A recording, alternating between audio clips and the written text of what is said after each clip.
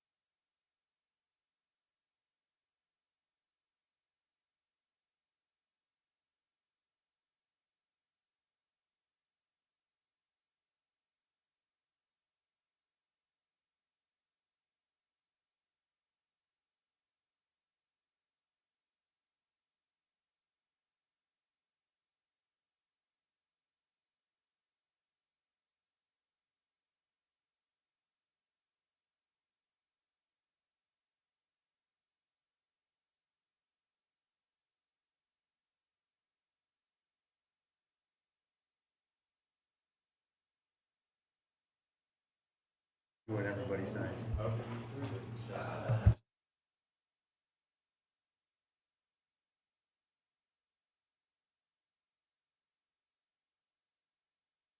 Thursday, December. Start over. Testing it. Good evening. Today is Thursday, December the 18th, 2025. I'd like to call the public hearing for speed enforcement cameras to order. Troy Lemire. Kevin Bishop. Paul Harrington. Todd Archelashi. Paul Marino. William Hester. Cheryl Heffernan McGlynn. William Pozo. At this point, to turn it over to Town Manager Harrington. Thank you, Mr. Mayor, and good evening, Board, and good evening, residents, those here with us and those probably watching at home. The gentleman to the right of me is Andrew Noble, President of SiteStream. If you would so allow, it is easier for my voice to be picked up by the microphone if I sit down and do the presentation. I think we do potentially have a large amount of people possibly watching at home, but maybe watching after it's over and getting the information later. So my legs work perfectly fine. I just think for voice quality, it's better if I sit here. I thought a lot about how we were going to do this presentation tonight, and I think it's best that we run you through our slide deck, and then, of course, we will open it up for question and answer period. We do have our Chief of Police here as well. Obviously, I introduced Andrew Noble. So let us go through the presentation. Some of your questions actually may get answered during the presentation, which would be great, but by all means, if it doesn't, please ask the question.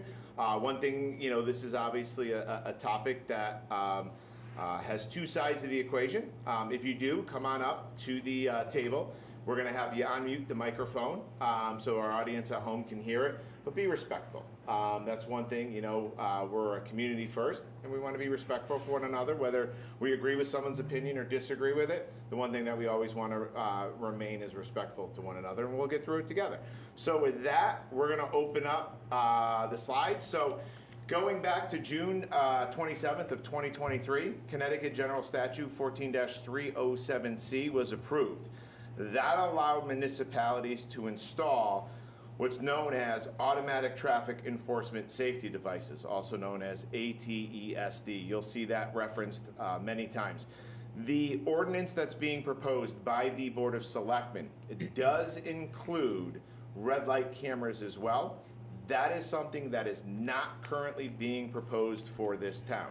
Just the ordinance is going to be a larger umbrella that if the time ever comes that we do want to employ some type of a red light camera, the ATESD ordinance that we're looking to pass here in town does include red light cameras as well. This particular presentation will be put on our website either later tonight or first thing tomorrow morning. So if you want to go back to it, we do reference links. So as you can see, it says the full law can be found here. If you click on that from the presentation from the website, it will then bring you to actually the Connecticut General Statute that we'll be referencing tonight. Moving on, the process of what we need to follow. The municipality must hold a public hearing, hence why we are here tonight. Before submitting our plan to Connecticut DOT, the municipality must adopt an ordinance. In this town, we need to hold 3 meetings in order to finally pass an ordinance. I can let you know, and a lot of people have been probably seeing this from the sideline, that we have gone through our first 2 meetings, the last one being on Monday night, and our 3rd meeting being on January 5th, right after the new year. If the Board of Selectmen at that time, with a majority vote for the ordinance then passes and it does become an ordinance in the town of Winchester. Why does Winchester need speed cameras? I'm sure some of you are in here are asking that question. It was a question that the Board of Selectmen brought to me probably over a year ago, and we started to talk about speed cameras because the law had passed. So back in spring of 2025, we set up speed counters in 3 locations. Route 44, Main Street southbound, Route 44, Main Street northbound, Route 44, Norfolk Road. At that time, none of you knew that we were putting speed cameras up. They were disguised. In fact, one of them might have been a car parked on the side of the road that actually had the camera in there. Because one of the things that the Board of Selectmen had tasked me with was, Paul, before we go down this path, what's the data? And at that time, the town of Washington were the only ones, and they had just employed their speed cameras about 30 days prior.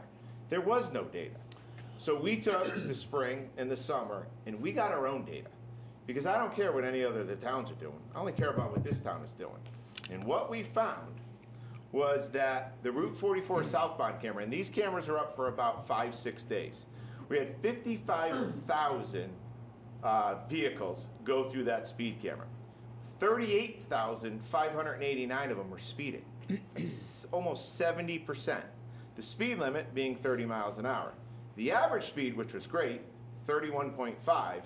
85 percentile was at 39%, and the max speed being at 113 miles an hour. You can see as the data goes on, and I'm not going to kill everybody with the data points, but you can see going on to the next northbound side, 43,000 cars, 70% of the vehicles were speeding, top speed 98 miles an hour.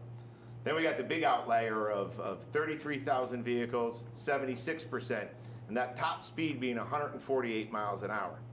That was probably a motorcycle, probably in the middle of the night. If a vehicle went that fast, better be a good driver. I can't, we dial right in, didn't tell us it was a motorcycle, but that's a high rate of speed. And I can tell you that these cameras, we're going to talk about it, we have Andrew here as well, how well they're calibrated and how accurate they are. So another question that's come up is, how much are these speed cameras going to cost the taxpayer? Let's boil it right down to, what is this going to cost us? We have so many other issues that we need to fix in this town. Fix our roads, fix our sidewalks, fix schools, fix this, fix that. Well, I'm happy to report that it's not going to cost us a thing to employ these speed cameras in town. And that's not any snake oil or magic anything. We're going to walk through why that is. Back in the summer, we went out to an RFP process. Proud that we were one of the only communities to actually go out to a formal RFP process. We request for proposals were back in August of 2025. The full RFP is going to be, or it still is available on our town's website, but if you want to look at what we were looking for, several pages, please, when this gets loaded up on our website, click that here button and you're going to see the RFP that we listed. Our RFP saw a turnkey, end-to-end solution to get these cameras out there. Vendor responsibilities, site analysis, approval, installation, maintenance, calibration, citation process, and reporting. The town preferred a vendor that had a zero-cost model that if we were going to go with it, we did not want to go out to our taxpayers and say, we need X amount of dollars to fund these cameras. Coming back, we did receive 4 different companies that put in a proposal. Each one had various financial models, fixed fee models, revenue sharing models, license plate readers, add-ons, internal collection process, contracted collection. They had a lot of different ways that we can look at. And there was an Excel sheet that I presented at the time to our Board of Selectmen, and we whittled it down to SiteStream. A lot of the proposals that came in left the town potentially paying out lots of money. It's a big liability, considering everything else that we have to pay. So at the end of the day, we brought in SiteStream. And SiteStream, we felt, the Board of Selectmen felt, was the best option for the town.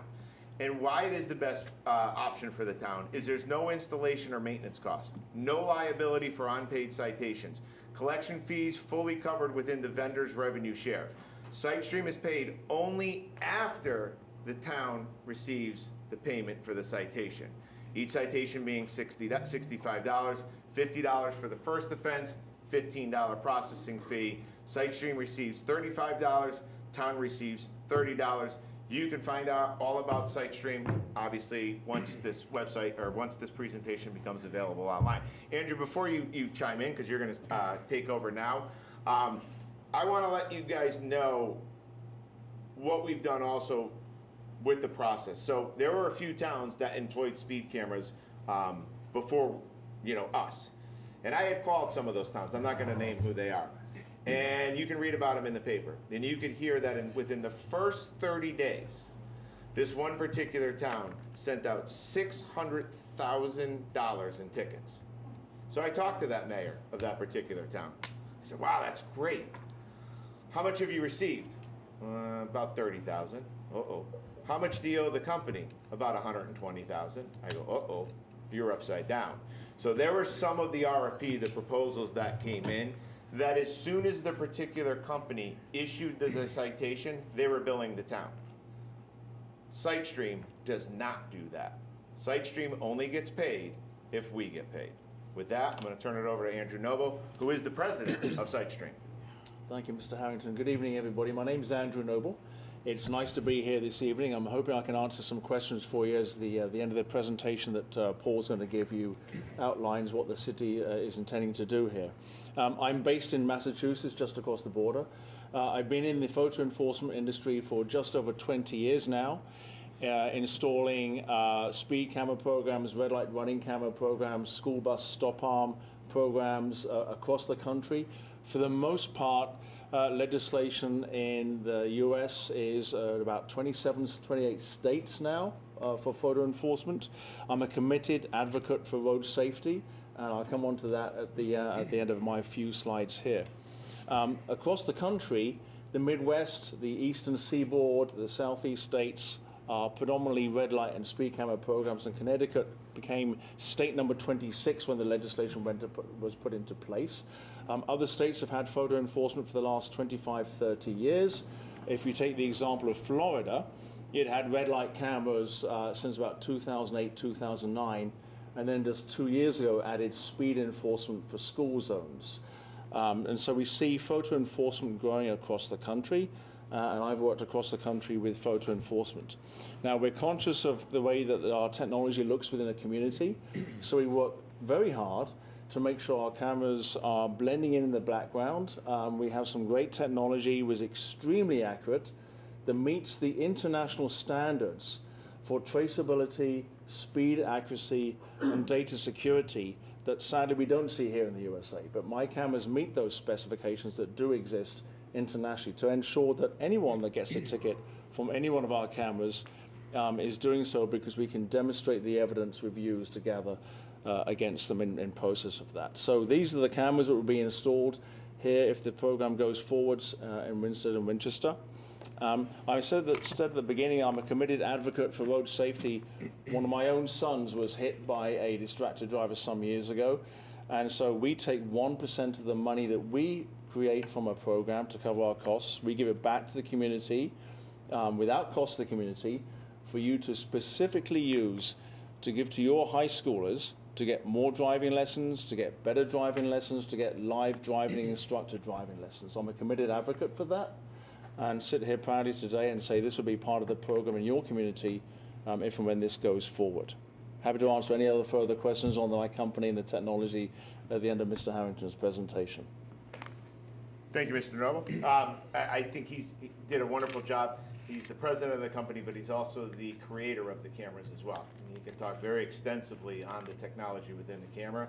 When I sat down with a lot of the vendors that were out there, really like Andrew was a great human being, but could really talk shop when it came down to the camera. So for any of the technical people that are out there tonight and you want to get technical, we have the man here tonight that can definitely answer your technical questions. Now the all-important stuff. Let's talk about the deployment of these cameras. So how will I know, and you know, that you're entering a speed camera area? So state law, right, going back to Connecticut General Statute 14-307C, we have to let you know 1,000 feet before entering the speed zone that you are about to enter a speed limit photo enforcement zone. 1,000 feet before this thing's even coming anywhere near your car. Big sign, not something that's going to be hidden behind a bush, a tree, another sign. Big sign that says 1,000 feet from now, you're entering a speed enforcement zone. Then, if you miss that one, we're going to give you another bite of the apple. We're going to do it at 500 feet. So one at 1,000, one at 500. And full tell, I'm going to let you know where the 3 proposed cameras are going to go. These aren't going to be moved around town. We're going to let you clearly know where the first 3 cameras are being proposed. If they ever move from that location, there's a huge process, and we're going to bring you in to let you know it too. But we're going to let you know where the first 3 are going to be deployed. We're going to put a sign up 1,000 feet before the camera. Then we're going to put up a sign 500 feet before the camera.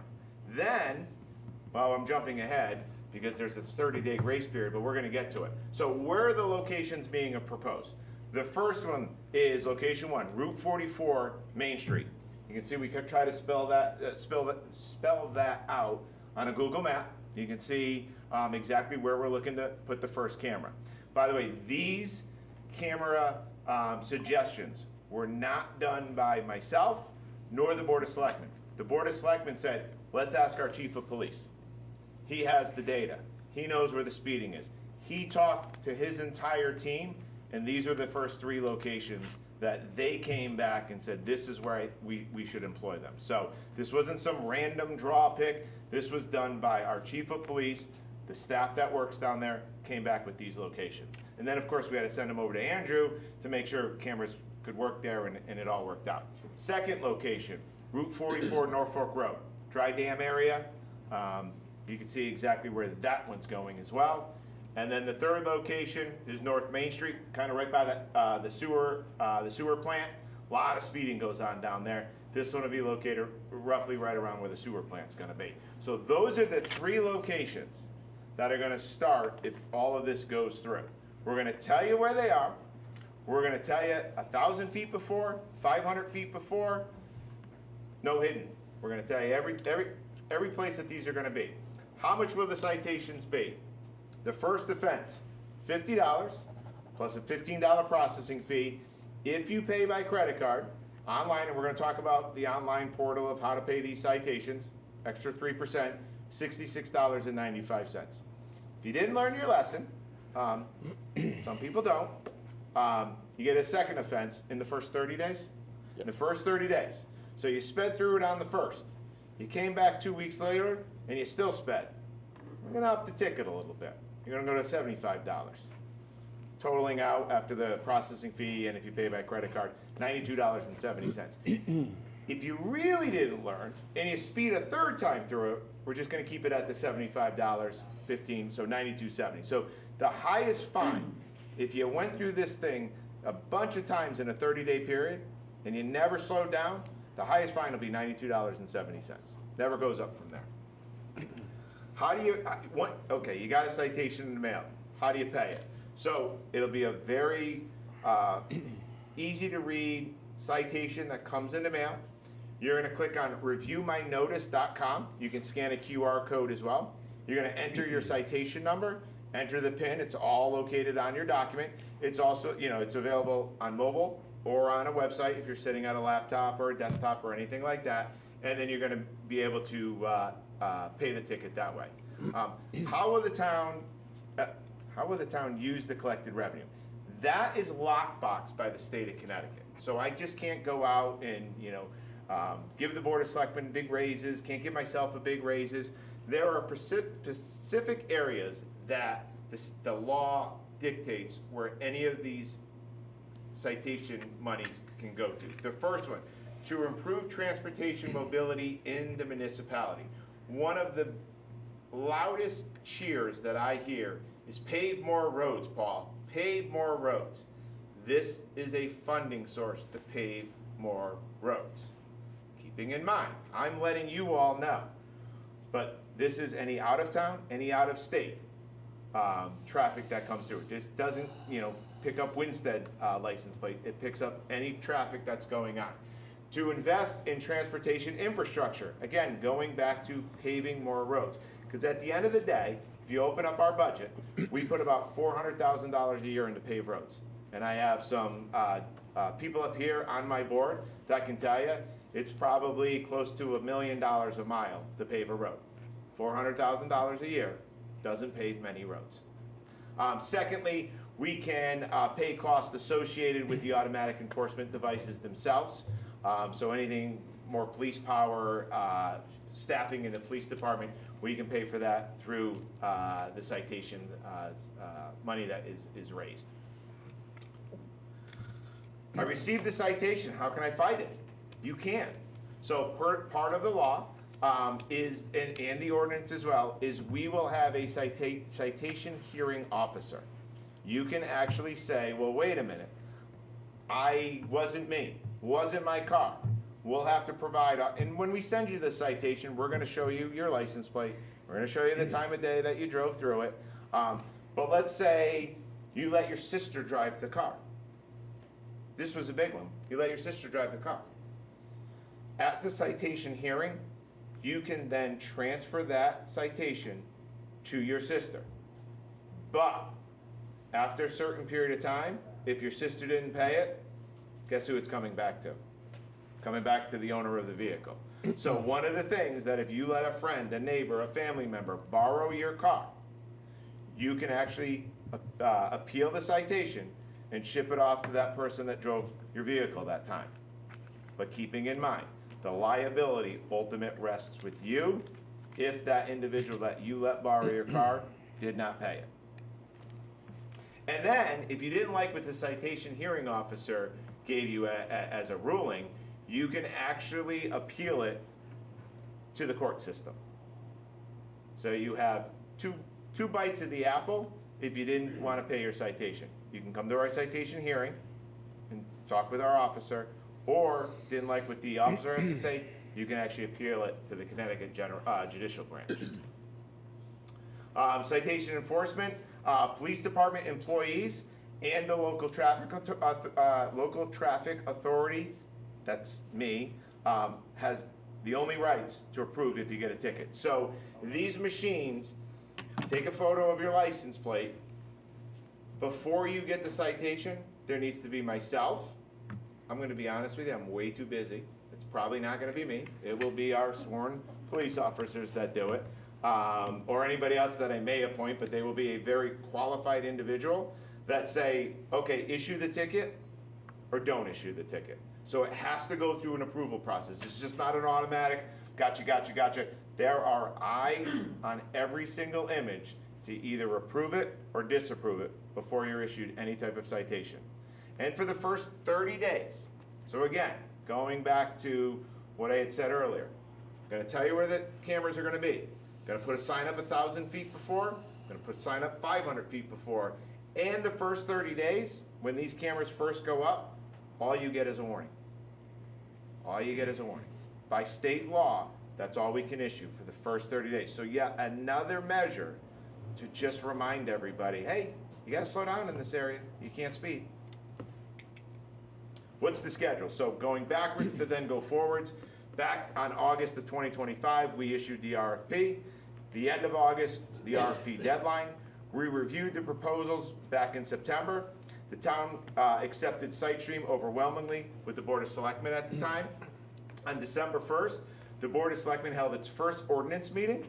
On December 15th, just this past Monday, we had our second ordinance meeting. Tonight, December 18th, we have our public hearing required in order to submit all this documentation to Connecticut DOT. Connecticut DOT has to sign off on us putting cameras up. Not because they're going on a state road. I can put them on any road. But the DOT has to sign off. And that's the next process once we get through the January 5th meeting. On January, we're gonna submit to CTDOT to get their approval to install these 3 cameras. They have 60 days from then to either approve or deny to put the cameras up. April 2026, roughly our timeline of when we think these cameras will actually be installed. And then anytime between that April-May timeframe, that first 30 days, it's only warnings that get issued. And again, we're not just gonna put the sign up. You're gonna hear about it on social media. You're gonna hear about it on our website. I'm gonna make sure everybody's fully aware that these cameras are up. The clock starts now, when the 30 days is up, and then when citations can be issued. After the 30-day grace period, again, fines will begin. Annually, cameras get calibrated, re-verification by certified operators. That's gonna be, every year. October 2027, we have to submit a report to the DOT to show the performance of the cameras. And then April of 2029, we have to submit again if we wanna keep the cameras up to the DOT. So we're constantly in conversations with the DOT, showing them information, everything to make sure, these things are working properly and to make sure the DOT thinks these cameras are working properly and are slowing traffic down or not. The DOT in April 29 can say, nope, you gotta go move them somewhere else. We'll obviously let you all know if they do get moved. But right now, we're projected for these 3. We can install as many cameras as we want. I've gotten phone calls, can you put one on my street? Well, the answer is, I see a gentleman out there, the answer to that is yes. But instead of creating a colossal, oh wow, we got over our skis on this one, let's get 3. Let's get our feet underneath us. Let's see how everybody works it. Let's see how internally it works. And then from there, we can make decisions down the road if we want to employ more. Listen, school zones. Who would say this is a bad idea in a school zone? I mean, we want our kids safe. School zones will be probably the next area we go once we get our legs underneath us. It's not going to take us long to get our legs underneath us, but we install a new camera. Same thing applies. 1,000 feet, 500 feet, first 30 days, all the same metrics apply even when we install more cameras down the road, if we install more cameras down the road. That's the presentation. I know one select person may be very happy because I got it done in 20 minutes. Maybe maybe 21 minutes. With that, I do want to open up for questions and answers. I'm going to need you to come up because I think our viewing audience at home may be large, or down the road, when somebody has a little bit of break, kids are in bed, they may go back and watch this video. You're going to come up. First person I'm going to have turn the microphone on, and I'm just going to leave the microphone on. But I need you to, no shouting from the out. Just come on up to the table, ask your question. And either I, Mr. Noble will answer, or possibly a Board of Selectmen member can answer it as well. So who wants to go? Come on up, sir. Oh, sorry, I'm Before sorry. you come up, actually, you can start making your way up. Any selectmen have Did the any board want comments? to, does the board want to make any comment to the public before we? I just wanted to make a quick comment before we open it up to the public. And first of all, so the one thing we hear from our businesses in town regularly is the safety of crossing the road. All of us that patronize down here, visiting the shops or the restaurants, know that parking's a challenge to begin with, and then crossing the road is sometimes take your life in your hands, particularly if you're on one of the corners and these cars come, zooming by. So there's lots of ideas, and not surprisingly, when we scheduled this public hearing, social media has been abuzz about this topic. And there's been plenty of comments and plenty of things to read. So I wanted to just maybe address a few of the things that were on social media that you may have as a question, and maybe we'll answer that for you. But first, changing Main Street, changing 44. And I, for one, and this board will take it up at some point, but I, for one, would certainly like to take a hard look at 44 and our Main Street. Could it go down to 2 lanes like most of what we know 44 is? Why ours happens to be 4? Well, I wasn't around for the history of that, but perhaps dieting this down back to 2 lanes, creating better parking. All of these things are things that we'd like to look at. The state controls it. We can ask, we can submit plans, and ultimately, if they agree to it, we might be able to make a change. But that is years before something like that could possibly be done. I hear about, let's get lighted crosswalks. That's on our agenda, actually. That's on our list of things to do. Again, state DOT approval. Don't know how many years or how long that would take to do, but it's something we would like to do because that will slow people down. And if you're crossing in those areas, clearly that's a safer situation. But again, not tomorrow. Funding from these cameras can pay for things like these crosswalks or the studies or the things that we need to do to try to improve our Main Street. But we need to take a hard look at that. And it's something that this board certainly takes to heart because we all know that there are issues with safety. Finally, the camera ordinance that has been written and that we are now 2 meetings into in tonight's public hearing goes back, as Paul pointed out, I think it was the spring of last year when we started this process?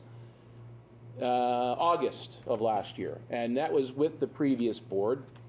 And I can tell you, if memory serves, this has been a bipartisan and unanimous board on this topic. We all believe it's important, and it's why we're here tonight.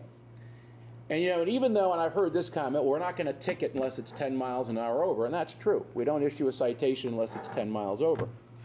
But the fact that the cameras are here and people become aware of it, you're not going to slow down mentally to 39 just not to get a ticket. People will slow down to the speed limit. And ultimately, that's what we're trying to accomplish here. We want Main Street to be safer. We want the people that own businesses here to have their customers, their patrons, be able to come in and visit them safely. And that's really why we're here tonight. So thank you. Come on up. Mr. Marino, if I may, you hit an excellent point that I actually didn't, I think, hit hard enough in the presentation. So where these cameras go, you are not issued a citation unless it's 10 miles an hour or above the posted speed limit. So if it's 33 miles an hour that you're driving through the speed zone, no warning, no citation, no picture of your license plate. It's 10 miles an hour or above.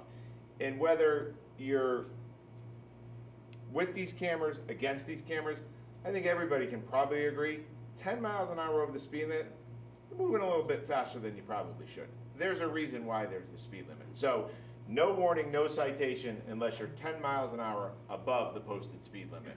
The person doing 100, now, the unfortunate part, the person doing 148 miles an hour, And the person doing 40 miles an hour in the 30-mile-an-hour zone gets the same ticket. Sorry, that's the way the statute was written. But no ticket, no warning until you 10 miles an hour or above the speed limit. So, I'd like to just spread it.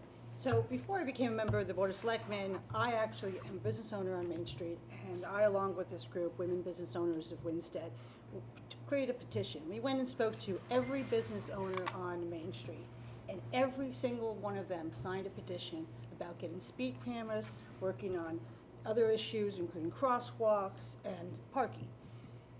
Every person we spoke to was very concerned about the safety of their own people, themselves, and their customers. This is a serious issue. I've seen, concerns on social media saying, well, why don't we just have the police officer out there? Well, I think, Selectman Marino can speak to his experience doing ride-alongs.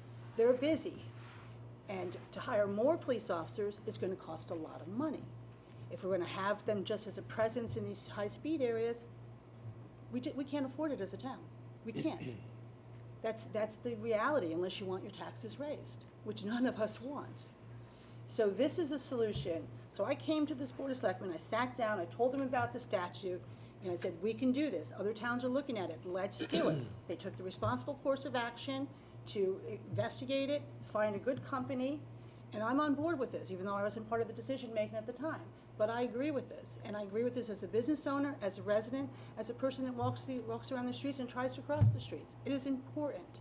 We have to maintain some safety. I sit there in our establishment on Main Street, and I see cars zipping by so fast. Sometimes it's like, phew. And there are cars, there's motorcycles, there's trucks, there's all sorts of things. That's dangerous.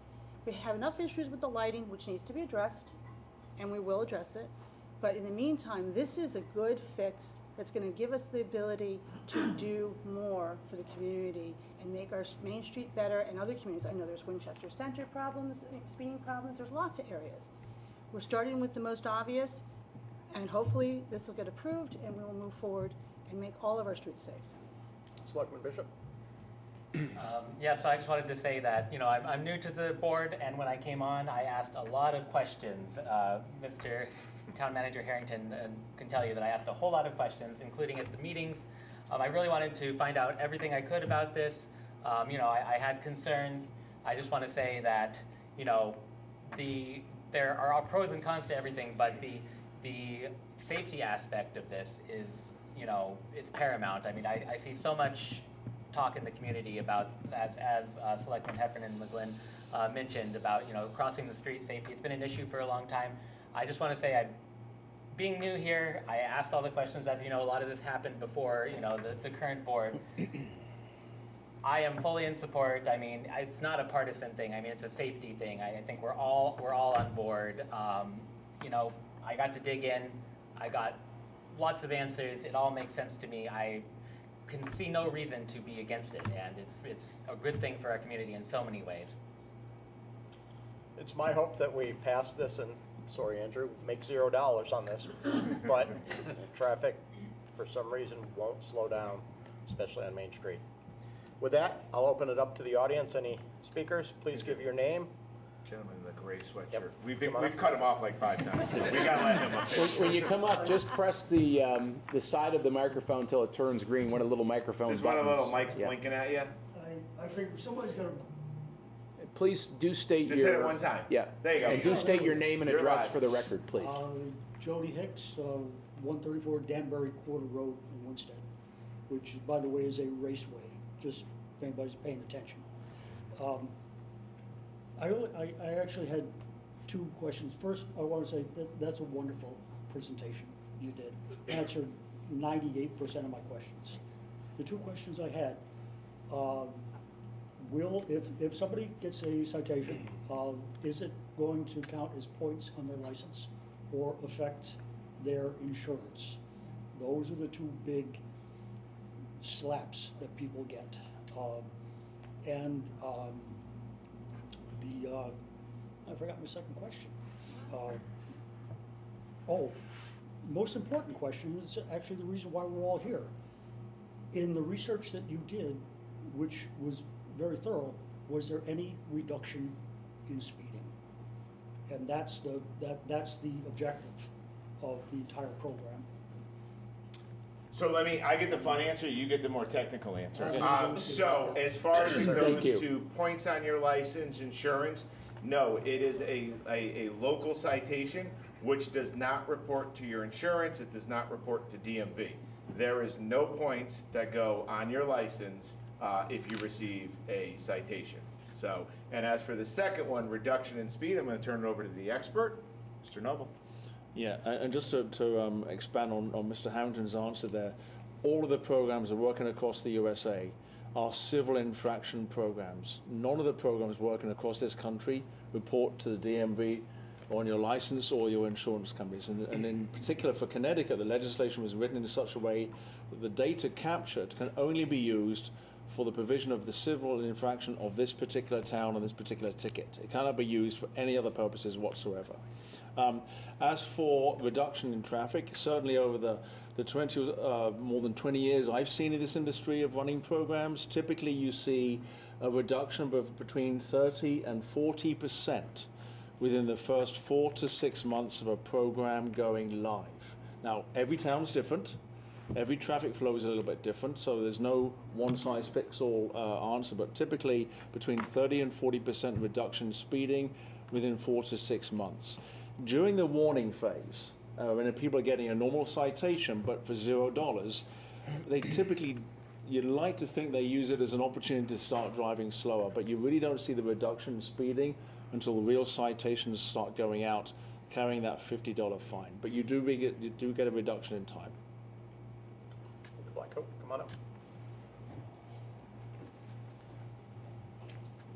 Pamela, Professor, you mind if I see? Please, go right ahead. I have a few questions and concerns. One was signage. So 2 signs for each light, so that would be 6 signs, correct? One's on each direction.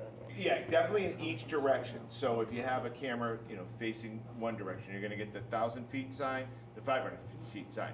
On the opposite side, you're obviously going to get 1 and 1. So that would be 4. I'm not sure where we're getting 6. Oh, well, you said Three Oh, cameras. you meant 3. Three 4 cameras. per camera. Yeah, it's 4 per camera because we'll have them going in 4 both. per camera. Because we'll have them going in both directions. Okay. So it would make sense if you were heading in one direction that you would want to know that you're about to enter the speed zone. So we have to put the sign on that side of the street, and then a sign on the other side of the street when you're coming back from wherever you're going, that you're entering the speed zone again. That's Yep. excessive signage. So that's one comment I had, that how's that gonna make the town look? Safety, more important, but I still want that kept in mind. The signs are actually state statute. They require that. Yeah, I saw that, Yeah. but still, so that goes along with this whole thing, and that's something to consider too. And also, one comment I have, I don't see that much, or tell me what has been done to slow down speeders up to this point. Chief, do you want to, you're going to have to come up so they can hear you on microphone. Yeah, if you, Chief. Slide that way over though, Troy, because it's hard to, oh, there you go, there, he's good. Thank you. He's So good. that's a good question. This program is not replacing our traffic enforcement efforts. It's actually supplementing it. So routinely, we have supervisors assigned to the traffic function, handle all kinds of traffic matters, and we look at data, just like that was presented here today. Where are we getting complaints? Where are we getting serious crashes, speed-related crashes? And we target our enforcement efforts in those areas. So I can tell you predominantly in the past year, we focus strictly on Main Street, Route 44, this strip right out here, and the old Route 8 North up by the sewer That's sewer what I saw you plant. guys last week. Yeah, and we also have a grant, 100% reimbursable grant that we're using. It's called the Rural Road Enforcement Grant, and we're putting officers out on overtime, again, because there's only so much discretionary time they have in a day to do traffic enforcement. It's part of their daily duties. And we've neglected other areas, Danbury Quarter Road, Winchester Center. Like, my phone does not stop ringing about speeding complaints, and they're legitimate. And what this will do, it'll help us hit some of those other areas because they're not out on these locations, and that's predominantly where they've been. So our process is ongoing, constantly evaluating, and what we like about these programs are they change behavior. They reduce people's behavior, they reduce driving behaviors, speed, and speed-related crashes come down. So we're in 100% support of it. It was a no-brainer as far as I'm concerned in selecting SiteStream. Their staff has been great to work with, and I hope I answered your question. More or less, but how about this? What else besides speed cameras can work? Like a public campaign, please slow down for 1 mile through Main Street. Yeah, there's lots of things we can do, but part of the thing, and one of the visions we have, is funding a traffic officer position that's responsible for a lot of things. Education on social media, crosswalks, dedicated to just doing traffic enforcement, and programs like this can actually fund that. So Well, you don't know you're gonna have money left over to fund it, so. we don't, but that would be a benefit, one of the benefits of it. The other thing is traffic engineering. If we had that dedicated position, they can work with our local engineers, highway crews, public works, to look at roadway designs, traffic calming measures, and things like that. But right now, we don't have the staff to do that and to dedicate a full-time traffic officer to handle all traffic complaints, engineering, calming measures. Why is the speed limit 35 on Raleigh Road going past a playground, ball fields, and a cemetery? Doesn't that seem a little high? Again, like so anytime we So get any something- type of traffic complaint, we assign an officer to investigate it. So like if you had called and say, with that complaint, someone would go out, take the report, look at it, contact the state, find out if it's a state road, local road, what can we do? Is this proper? We'd probably do speed studies. They'd have to deploy counters to see if it justified a higher limit or lower limit, or if it's correct. One more question. Yeah. How do you feel about someone getting the same ticket, the same price, cost, going 10 miles over the speed limit, someone going 148? That's just criminal, come on. I don't think it makes a difference. That's a Paying a slap on fine the- changes behavior. So, I mean, if you pass a speeding school bus with the stop bars out, that's like a $500 ticket. That changes behavior. But that may not be caught on any of these cameras. This will change behavior, and we basically just have to comply with the law. That's kind of what the law It hasn't changed is. the behavior in Washington. They're still going through those, speeding through those red lights. That's what I heard. I haven't seen Washington's data, but I'd like to see our own. And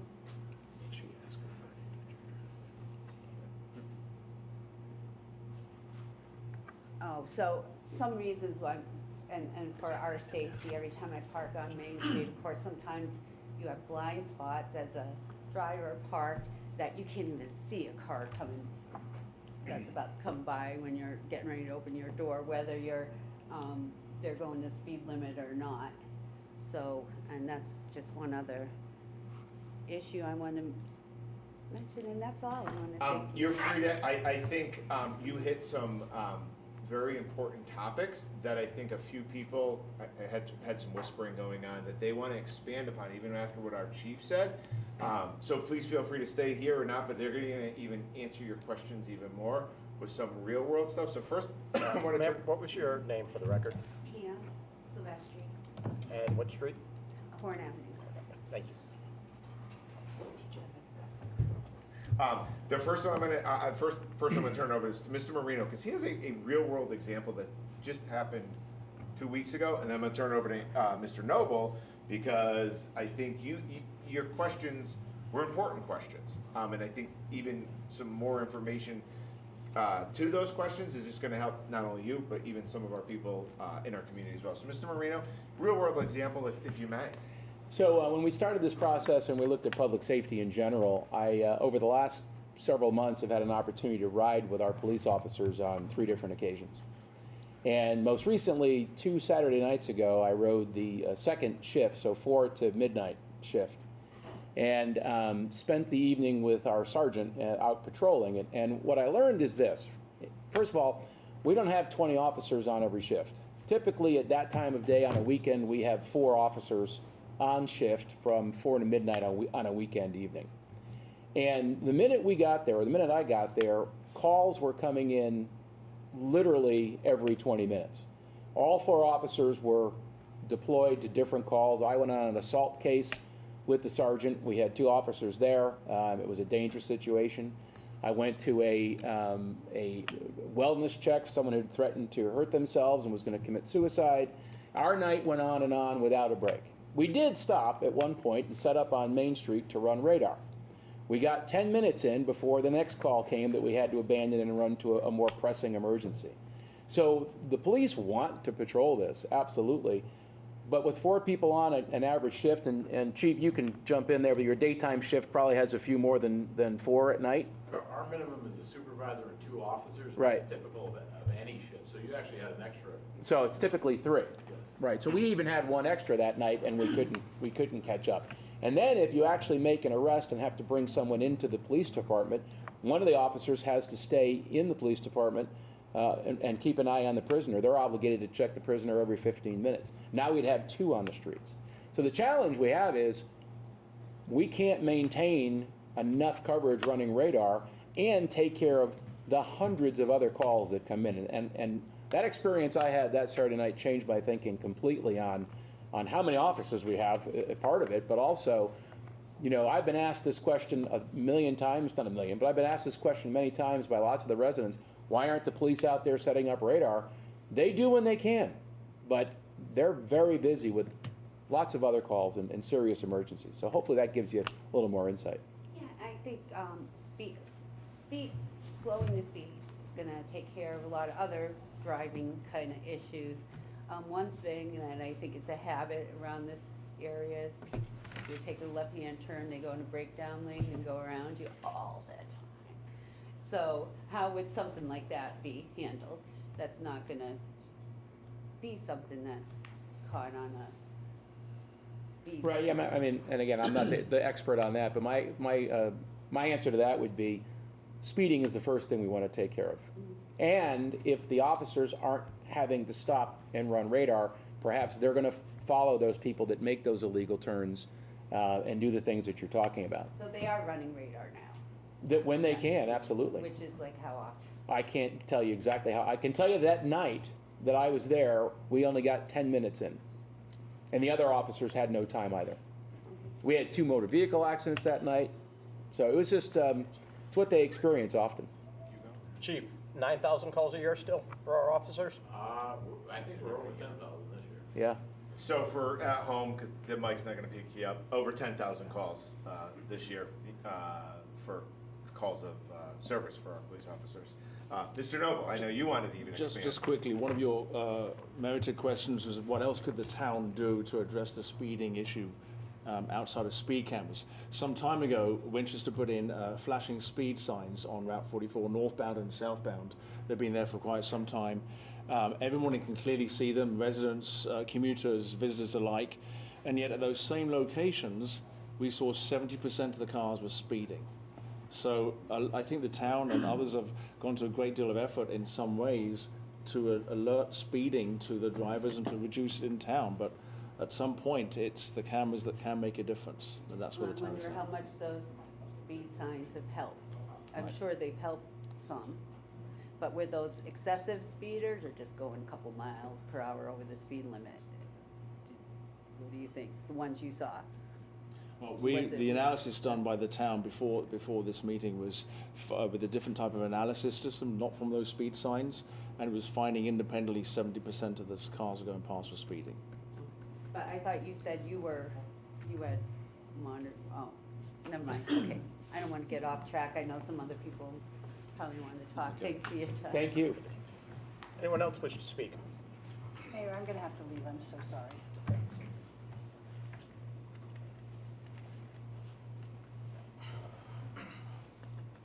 Hello, everybody. Salvatore Joseph Olivetri III, 103.5 Suckerbrook Road, Winston, Connecticut.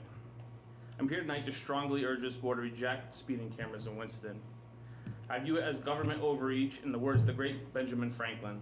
Those who would give up their essential liberty to purchase a literal, temporary safety deserve neither liberty or safety. This is a country, our Sixth Amendment clearly states you have the right to face your accuser and be confronted with the witness against you.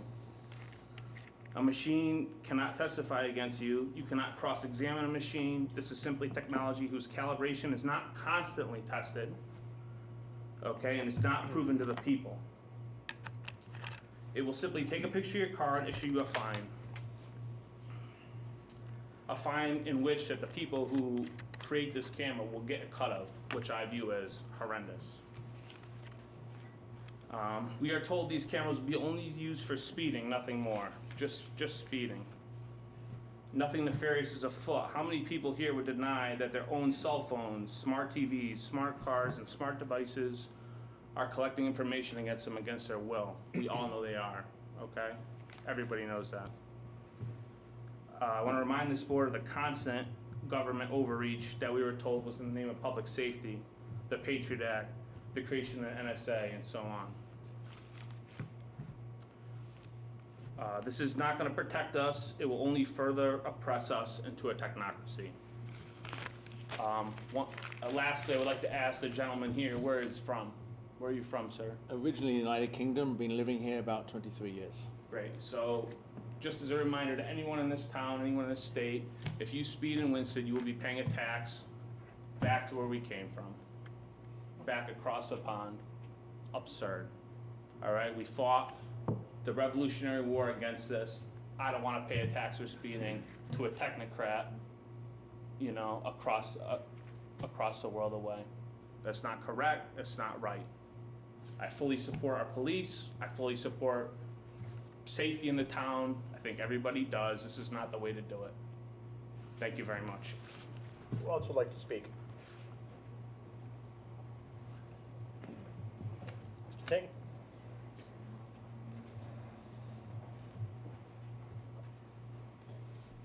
Christopher King, 103 Spencer Hill Road. Some questions. Is Washington a site stream client? It is not. Okay. So I don't know if anyone can answer this question.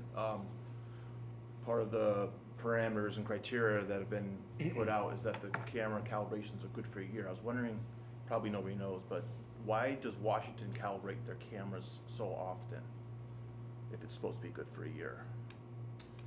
I don't know and I've talked to a lot of the mayors and first selectmen who have deployed it. That was not a question I asked because I was unaware that they were recalibrating them on a regular basis. I know, you know, speaking with Andrew, who made these cameras, and how well they perform and operate, and other communities that he is in, they're not out there recalibrating these cameras on a regular basis. I unfortunately forgot the company that Washington ultimately went with, but I have no problem picking up the phone and trying to find that answer out. Yeah, it's because I know they have calibrated them multiple times within 12 months. Yeah. So another one is, what happens, so the data that you presented, 70% of our local drivers are speeders, which means 70% of our municipal employee drivers are speeders. What happens when a municipal employee gets picked up on a camera? That's a great question. I'm looking forward to seeing those municipal employees get the ticket because, as we've said, that citation can be moved. Be a very tough conversation for a municipal employee when I hand them the citation, and because we know who's assigned to what truck, right? We know everybody's assigned a truck. Truck number 14 goes buzzing down Main Street for no apparent reason. They're gonna have a nice one-on-one answer with me, and I'm gonna put the citation right on the municipal employee because they sped. Just like as if our officers pulled them over in a municipal vehicle and they were doing 65 and a 20, guess who's getting the ticket? The municipal employee. I'm turning that citation right over to the municipal employee. I expect our staff to obey the laws. And if they don't pay in a reasonable time, the town is ultimately liable for it. I think they'll pay. I have no question about it. I think they'll pay. Just to clarify, a lot of the traffic on Main Street is from out of town. It's not all just Winston residents. I think know, it was but- just- I think it was but- just in general. Right. If we're going with Sal, we know it's 70%. Yeah. We have to use the data that you presented. Right. So 70% of drivers speed. Right. Well, 7 out of on 10 Main municipal Street. employees speed. Now, Ms. King, you did bring up a very good example, and I want to be perfectly clear on that example as well. We have our own police cruisers and fire trucks and fire vehicles that may at times be at high rates of speed. This goes back to the double check system that we can find out, okay, should we issue that municipal employee a citation, or were they on their way to a medic call? Things we have to find out. Yeah, I'm aware that Yeah. a civilian also has that same exception if they can. Correct. They can Yep. do that for Medicare. Yeah, cause like, I think in Washington, again, a school bus got a ticket. So who was wrong? The school bus or the camera? They decided it was the camera.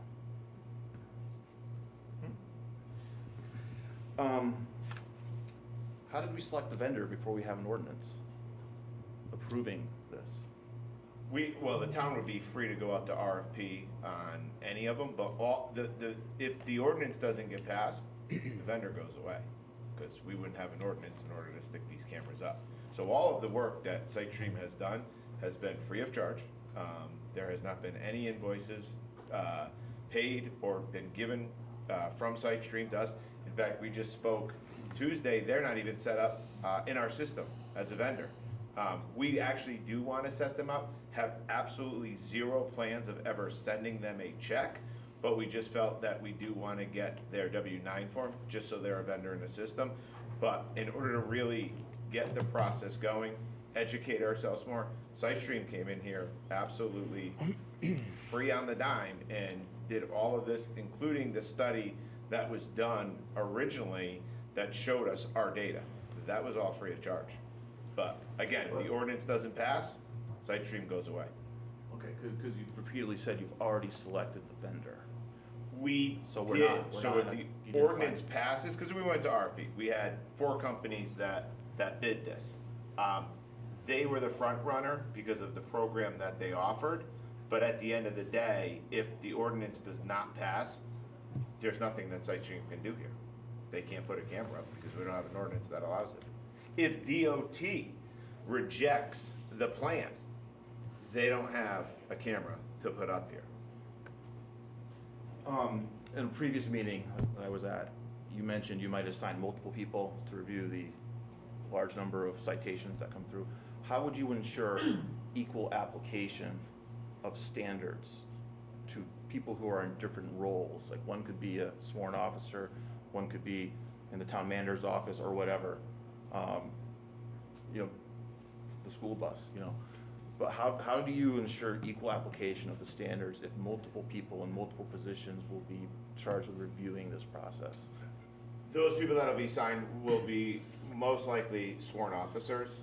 As I said, by nature of the statute, I do get to approve or deny it. I have news for you, it will not be me. And then, keeping in mind the citation officer is one individual that decides if the fine sticks or not. But we are gonna keep this very professional. I'm not just gonna bring somebody off the street to say, all right, well, it's a random Tuesday, you approve or disapprove tickets. We're gonna do this professionally, and we're gonna make sure that they're sworn officers that obviously have to uphold the law, that they're the ones that are gonna be reviewing the tickets.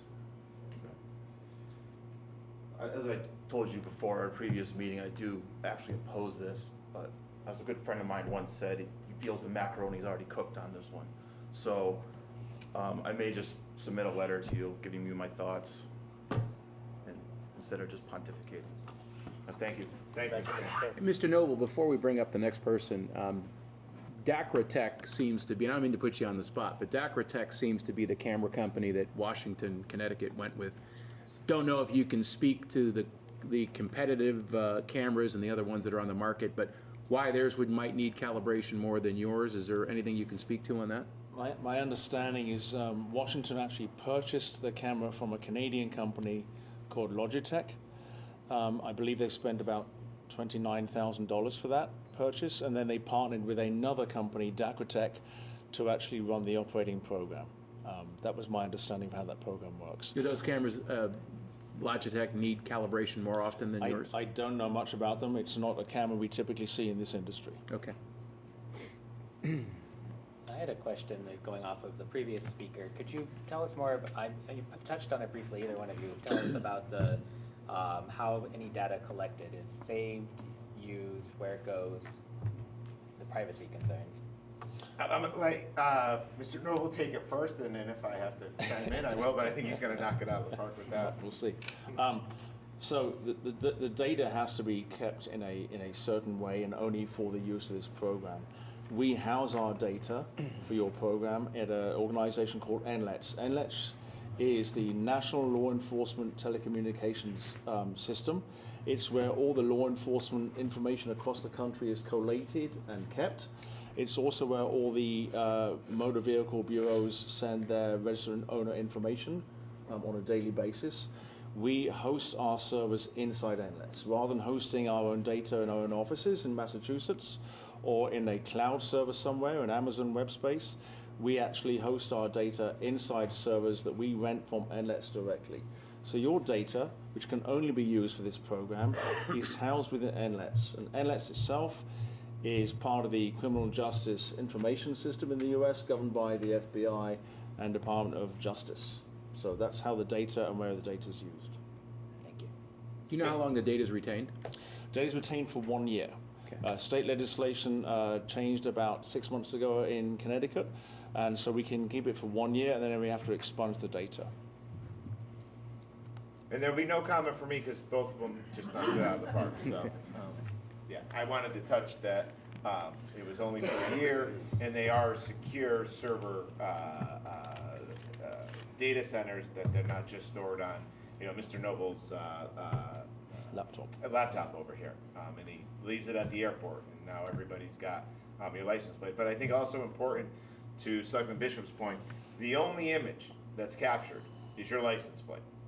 That is the only image. Not you driving the car, just the image of your license plate. That's it. Who else wishes to speak? Mr. Platt. I think you all know me, but for the record, my name is Willard Platt, West Wakefield Boulevard. I have a question about the North Main Route 8 North selection for a camera site. That road has a high traffic count for out-of-state vehicles. New York, all kinds of places, has huge amount of trailer trucks that go on that road. A lot of them are international. What will compel these people to pay these fines if they're from out of state? I can start, and then I'm gonna let Mr. Noble. So, we give you obviously the citation. The citation's mailed to you. If it goes unresponsive, a collection agency is brought in order to try and collect the dollar amount. Okay. 'Cause I just see a lot of out-of-state vehicles there, and I just see a high potential for not paying. And maybe another site might be a better location. Andrew, we spoke on, and I think we can give the data out. What's the percentage of roughly the collection rate? Typically, in a state with enabling legislation like this, you see the initial collection rate between 75 and 80%, and it goes higher from there on second notices, and then the third-party collections company gets involved too. And then some legislation across the country, in some states, they start adding a registration hold on vehicles for in-state violations that haven't been paid. That's not the case in Connecticut at this time, but I know it's being talked about at the State House.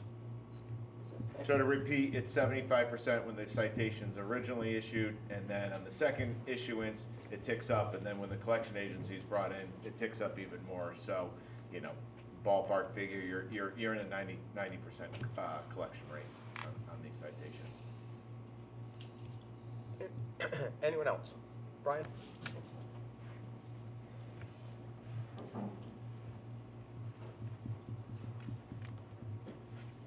Brian Sunday, 152 Spencer Hill Road. I'm philosophically opposed to these cameras, so no possible way that I'm really going to get one over here. But as the previous speaker said, it appears like the macaroni's cooked here coming into this. I mean, I don't know how, for the folks watching at home, I don't know how we come into a public hearing where we're talking about an ordinance and we have the vendor sitting at the table with us. You know, the individual who's going to be making the money off this, doing the presentation. People who have concerns about speed cameras, people who want them, whatever, how can the folks at home not feel like the macaroni's already cooked coming into this? You look at the presentation, there's a schedule, there's exclamation points. We see the document online where you've analyzed or someone has analyzed the speeds, which frankly, I don't find the numbers like particularly compelling at all. There's a couple of clickbait speeds, but the rest, you know, I mean, I'm not a mathematician, but tell me, you know, if the average speed is 32 miles an hour in the 30-mile-an-hour zone, I mean, I don't know. I don't think we need to have a turbocharged ticketing system to deal with that. But I'm just, you know, I'm like shocked that the vendor here is at the table. That it's like cart before the horse, if you ask me. And the more we talk about this, the more you guys talk about it, the more problems I have with it. But I am curious about the collection aspect. You know, I see online hey, it's just like a parking ticket, no big deal. We are outsourcing our public safety criminal justice process to an army of vendors and collection agencies. We are now going to subject people, we're inserting aggressive debt collection agencies into their lives, which, listen, I don't agree with. I think we have enough government in our lives. We should have less government in our lives. I think a lot of the folks at the table who often run for office say things like that, but we are going down a major road here, a big policy decision. And you know, quite frankly, I haven't seen every minute of all of these meetings having to do with speed cameras, but I do feel like you guys haven't necessarily asked a lot of questions of the police. I mean, I am glad to see there are some questions tonight about what have we done so far. I could be wrong, maybe I missed something. Tonight was the first thing I heard anything about police calls. You know what I mean? There's been no discussion of what our police are up to, why can't we do it. Anecdotally, I see online all the time why we need these. People are dying, pedestrians are getting hit all the time. It sounds like we live in Beirut. I'd like some information about that side of things, like what actually has happened, are they related to speeds, these specific cases, like what's been going on. Like, I feel like, and I know this ruffles feathers when people say it, I do feel like this is a bit of a revenue grab. It's not my main concern, okay? I understand that towns, all of you guys, everyone, you're under pressure, you need revenue to run the town. I do appreciate tonight that you did say this is a source of funds to pave roads, which, you know, for me, I see that's for what it is. You know, I do believe it's a revenue generator with the cover of safety over it. So I could talk on this for a long time, but I do have many more concerns. So I don't know if you have anything to say about the collection agency side of things, how you get paid. What companies do you have? In-house debt collectors? Do you contract those out? And, you know, to the town manager, if you would like to just speak to the concept of choosing the vendor, having the vendor here before the public hearing, before everyone's already decided. I mean, if someone's watching at home, how can you not feel like the macaroni is cooked on this? So, thanks, I appreciate it. Thanks for listening. Do you want to speak on collection, and then I'll speak? You can go back, but I'll hit them all. Yeah, go ahead, thanks. Yeah. We don't have an internal collections house. Typically, at the point where a debt becomes delinquent, is ready for collections, it's turned over to the city or the town themselves to pass to their in-house collections or their outsourced collections agency. We'll work with any company they ask us to send the data to. And if they have no one in particular relationship, then there's several other companies in this space that we would refer them to as well. But we don't handle it ourselves, that's passed to another company. And as far as the vendor being here present tonight, this board did something very unique going back to the spring of 2025. And it was Selectman Pozo that asked me for data. And I said, well, Selectman Pozo, that's going to be hard because there is no data. I then reached out to a bunch of companies to say, I need some data. And Mr. Noble was one of the only companies that stood up and said, well, let me get you your data. Let me put cameras out and let me present the possible we didn't know we had a problem, because, yep, there are people in here that say speeding's a problem here. And some people say, well, speeding's not a problem. Until we got the 3 reports back that showed 70% of our traffic was speeding, we have a problem, okay? So then we went to RFP. And to go to RFP, we had 4 companies come in and they bid it. And the one that, and any company could bid this, the one that made the most sense to the Board of Selectmen at the time was the one that wasn't going to charge us for any of the capital outlay. It wasn't the town of Washington that bought a camera in Canada, then had another company hook up to it, and then they got to recalibrate it every time. So, and again, people can say that the macaroni is baked. I've actually never heard that before, but I will be using that in the future. The macaroni is baked. Listen, we've had ordinance meeting number 1, ordinance meeting number 2. And I have to tell you, and I've been involved in municipal government for almost 2 decades now, showing my age. I know public participation in meetings is hard, but nobody came out and has spoke at ordinance meeting number 1. Again, and I get that a lot, didn't know about it. One of the things that in public communication is something that we are always going to work on and always try and better ourselves. But I urge you that on our website, just stay informed, and you'll get, anytime a Board of Selectmen meeting agenda is published, you'll get an email with it. At 9:15 in the morning, even though I know what's going on, I get an email from Civic Lift, Muni something, I forgot the name of it. I get an email at 9:15 of everything that's going on that day in Town Hall. And do I read it? No, I already know what's going on. But at least it's in my inbox. And we are trying to communicate better with our residents. Again, 20 years, one of the biggest complaints is, I don't know what's going on. There are avenues for you to go and get the information. We are getting better on our social media channel. We are trying to push this out as much as we can. But going back to, the macaroni being baked, there's still 3rd meeting coming up on January 5th. Then we have to send all this information off to CTDOT. They have to approve it. I don't believe that the CTDOT, if they see the information, you don't have a problem. You're not getting the camera. I think the professionals at CTDOT, if they see the information and we present it, and when we present it to them, they're gonna say, yeah, you have a problem. You have to put cameras up there. So macaroni baked, not baked, again, those are one of those where I think we're just gonna agree to disagree. I thought we did it differently, that we actually brought the professionals in to walk us through this, knowing full well, at any time, the ordinance can fail, the DOT could say no, and Mr. Noble spent a whole lot of his capital, and he's out the door. Hey, Paul, too, as I recall, this was the only company that Sorry. I'm sorry, this was the only company that we didn't have risk that was gonna cost the town money.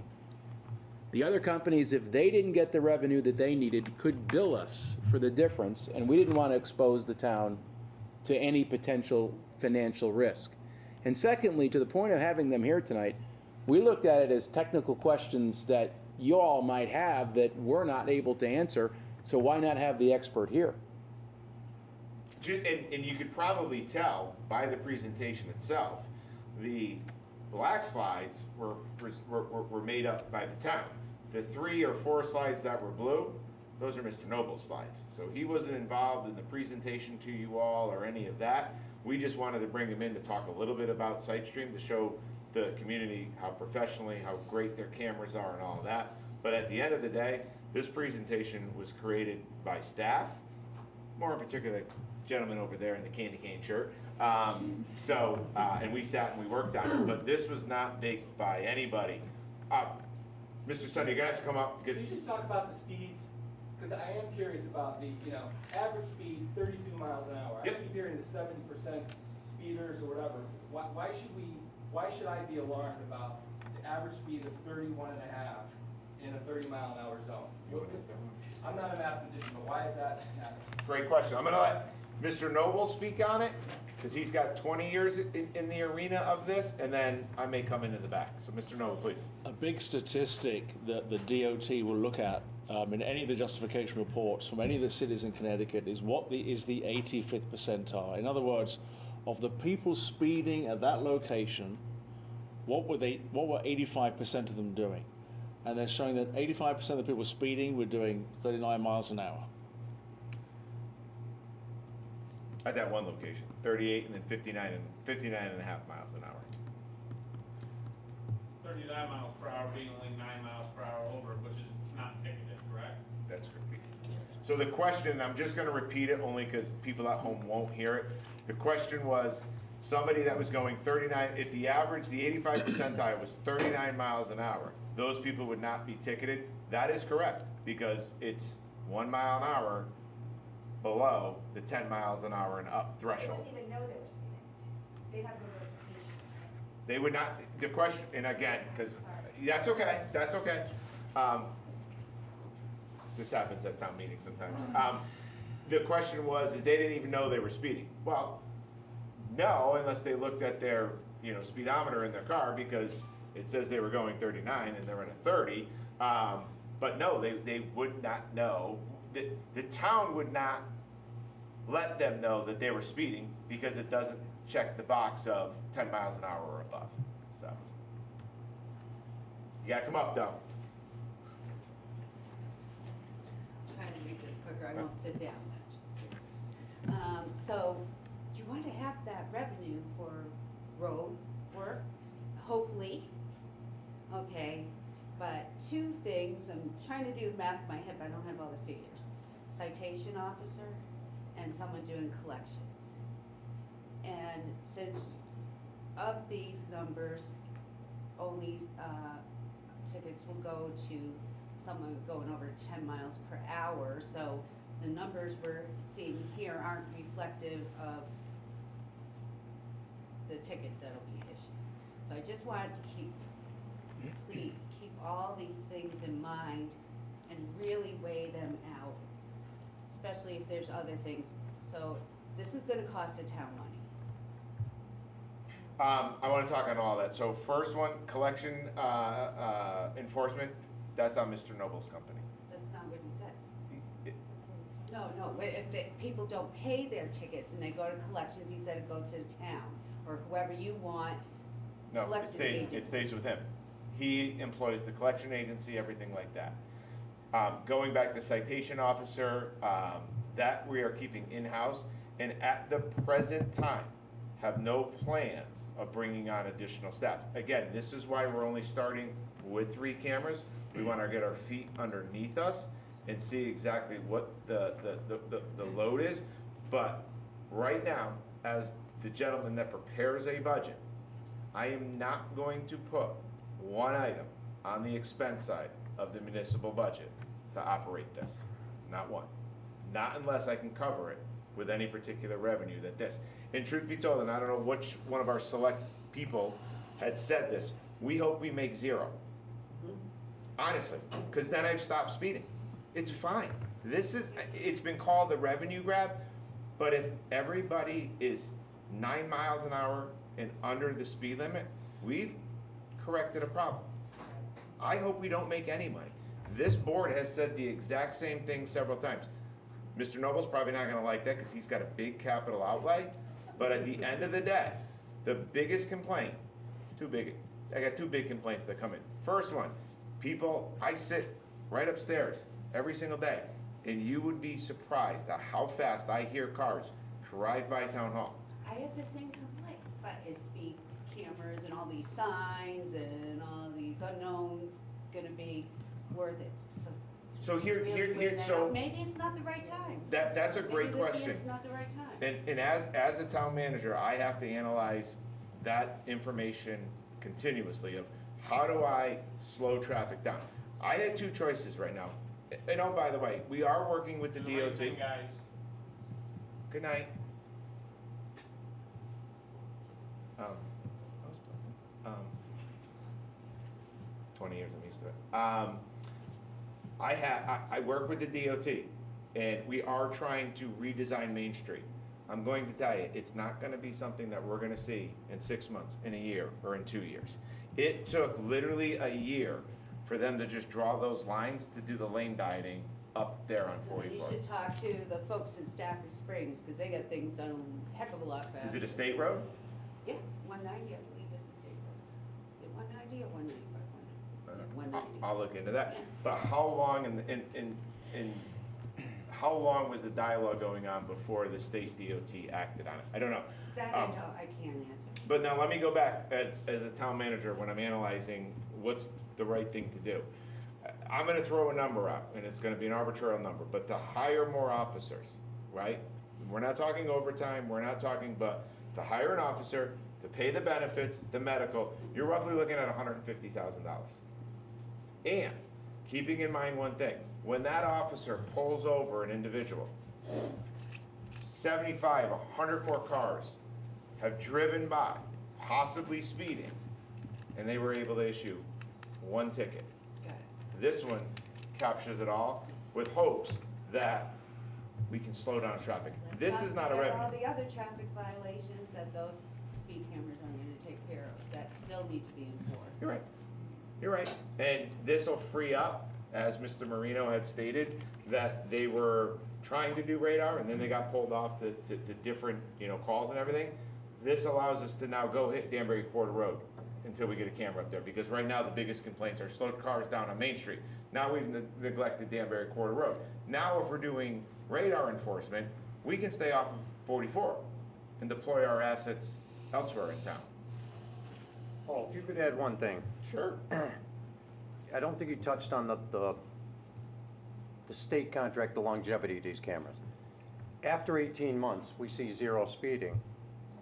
We would actually have to reapply to keep these cameras in those locations, correct? We can move them after 18 months, and then after Every 3 years, Every you have, every 3 years you have to So if in 3 re-justify. You have years, to re-justify. If in 3 years our speeding has gone like that, we can take these cameras out, send them back to sight screen, and we don't need them anymore because people are not speeding. we have to re-justify to the state of Connecticut that, there's that. But in 18 months, we can then petition to say, hey, we think we solved the problem here, we want to go move them over here. Or we keep them where they are and employ potentially, more cameras around town. And again, this board has been very clear in public that, let's start here, but their next spot, they want to be around the schools. They've already given my marching orders. I think if it was up to this board, potentially, they would be like, well, get me 6 or 8 of them right now, Paul, but I'm somebody that, let's crawl before we, Mr. Noble's like, yeah, let's go 6, 8, but let's crawl before we walk, and I really want to get a handle on it, and see what we're dealing with, and then, potentially get into our school zones immediately. Yep. Mr. Sunday. Sorry, That's all right. sorry for the second time. It's 2 bites of the apple night. Sorry. That's all right. I do want to stress, I'm someone who likes to be positive about town. I don't want to be the person who's complaining all the time, but I do feel passionate about this issue. I think you said you had another meeting coming up on the subject, or no? Yeah. Or is this it? No, so this is the public hearing that's required by state statute. Then, in this town, in order to pass an ordinance, you have to have 3 meetings. That meeting, January 5th, 7 PM. So, listen, you don't have to do this for my benefit. Do what you want, but I would appreciate some level of detail or information if you could present it at the next meeting, or if the chief were presented at the next meeting, regarding what actually has happened on Main Street, where we are at the point where we feel like we need to install these cameras. How many have pedestrians been hit? Have there been crashes? What was involved in those crashes? I mean, those are types of things that I would like to see, because it does bother me that people online make our Main Street sound like it is the most dangerous place on earth. And there's just a lot of things that are said that, frankly, I don't think are true. And then when I look into the things that are cited, I don't know that speed was a factor. No one knows. I mean, it's not like the police, the case details are out there. So, I mean, anything you guys can do to provide that information, like, I personally find beneficial. It's not necessarily gonna win me over, but it might. You're a data guy. It might help. I'm not a data guy, but it might help shut me up, you know No. what I mean? So, I wanna, and I'm gonna let you go. And listen, and with that said, I spend a lot of time on Main Street. I go to all the stores, you know, I walk up and down the road all the time. You know, I'm not gonna say that people don't drive fast, you know, I'm not a flat earth person, but, I do sort of want that information, because I do feel like there is like a little bit of thought contagion in terms of, hey, people are like dying out there. It's just not the case from where I sit. So anything you can add. Yeah, to let me that, see if we can I get it. appreciate You've challenged me. I like a good challenge. We have the Go for it. holidays in Go kill between. yourself for my benefit. You know, obviously, and because I'm gonna take this one, because this was an easy one. We do show that 70% of the traffic for the 5-6 days that these cameras were up, were speeding. We can see the data there. But whether that speeding rises to the level of, you know, the language in the document, that it's dangerous and, you know, all these things, I don't know. I mean, we can agree to disagree on that. The only other thing I wanted to say to members of the board, you know, if you are receptive to this, is that what I see happening with these cameras, and we're hearing it now already for the folks at home, hey, we would like 6 to 8 of these things. These things are gonna be all over the place in every town, every corner of your town. And it's just not something that I agree with. It's, you know, I want freedom of movement. I don't necessarily want government looking at me everywhere I go. These things are gonna be all over the place. They're gonna be all over our highways. We've tried to install tolls in this state. It hasn't worked. Mark my words, we are gonna have these types of speed gantries all over our highways in no time, within the next few years. We are gonna have a statewide turbocharged ticketing system that, you know, frankly, we can't afford. We should be able to drive without having to white knuckle it, being afraid that government is on us, that we're gonna get tickets. That frankly, we hear all the time that people in this town can't afford things. People can't afford it.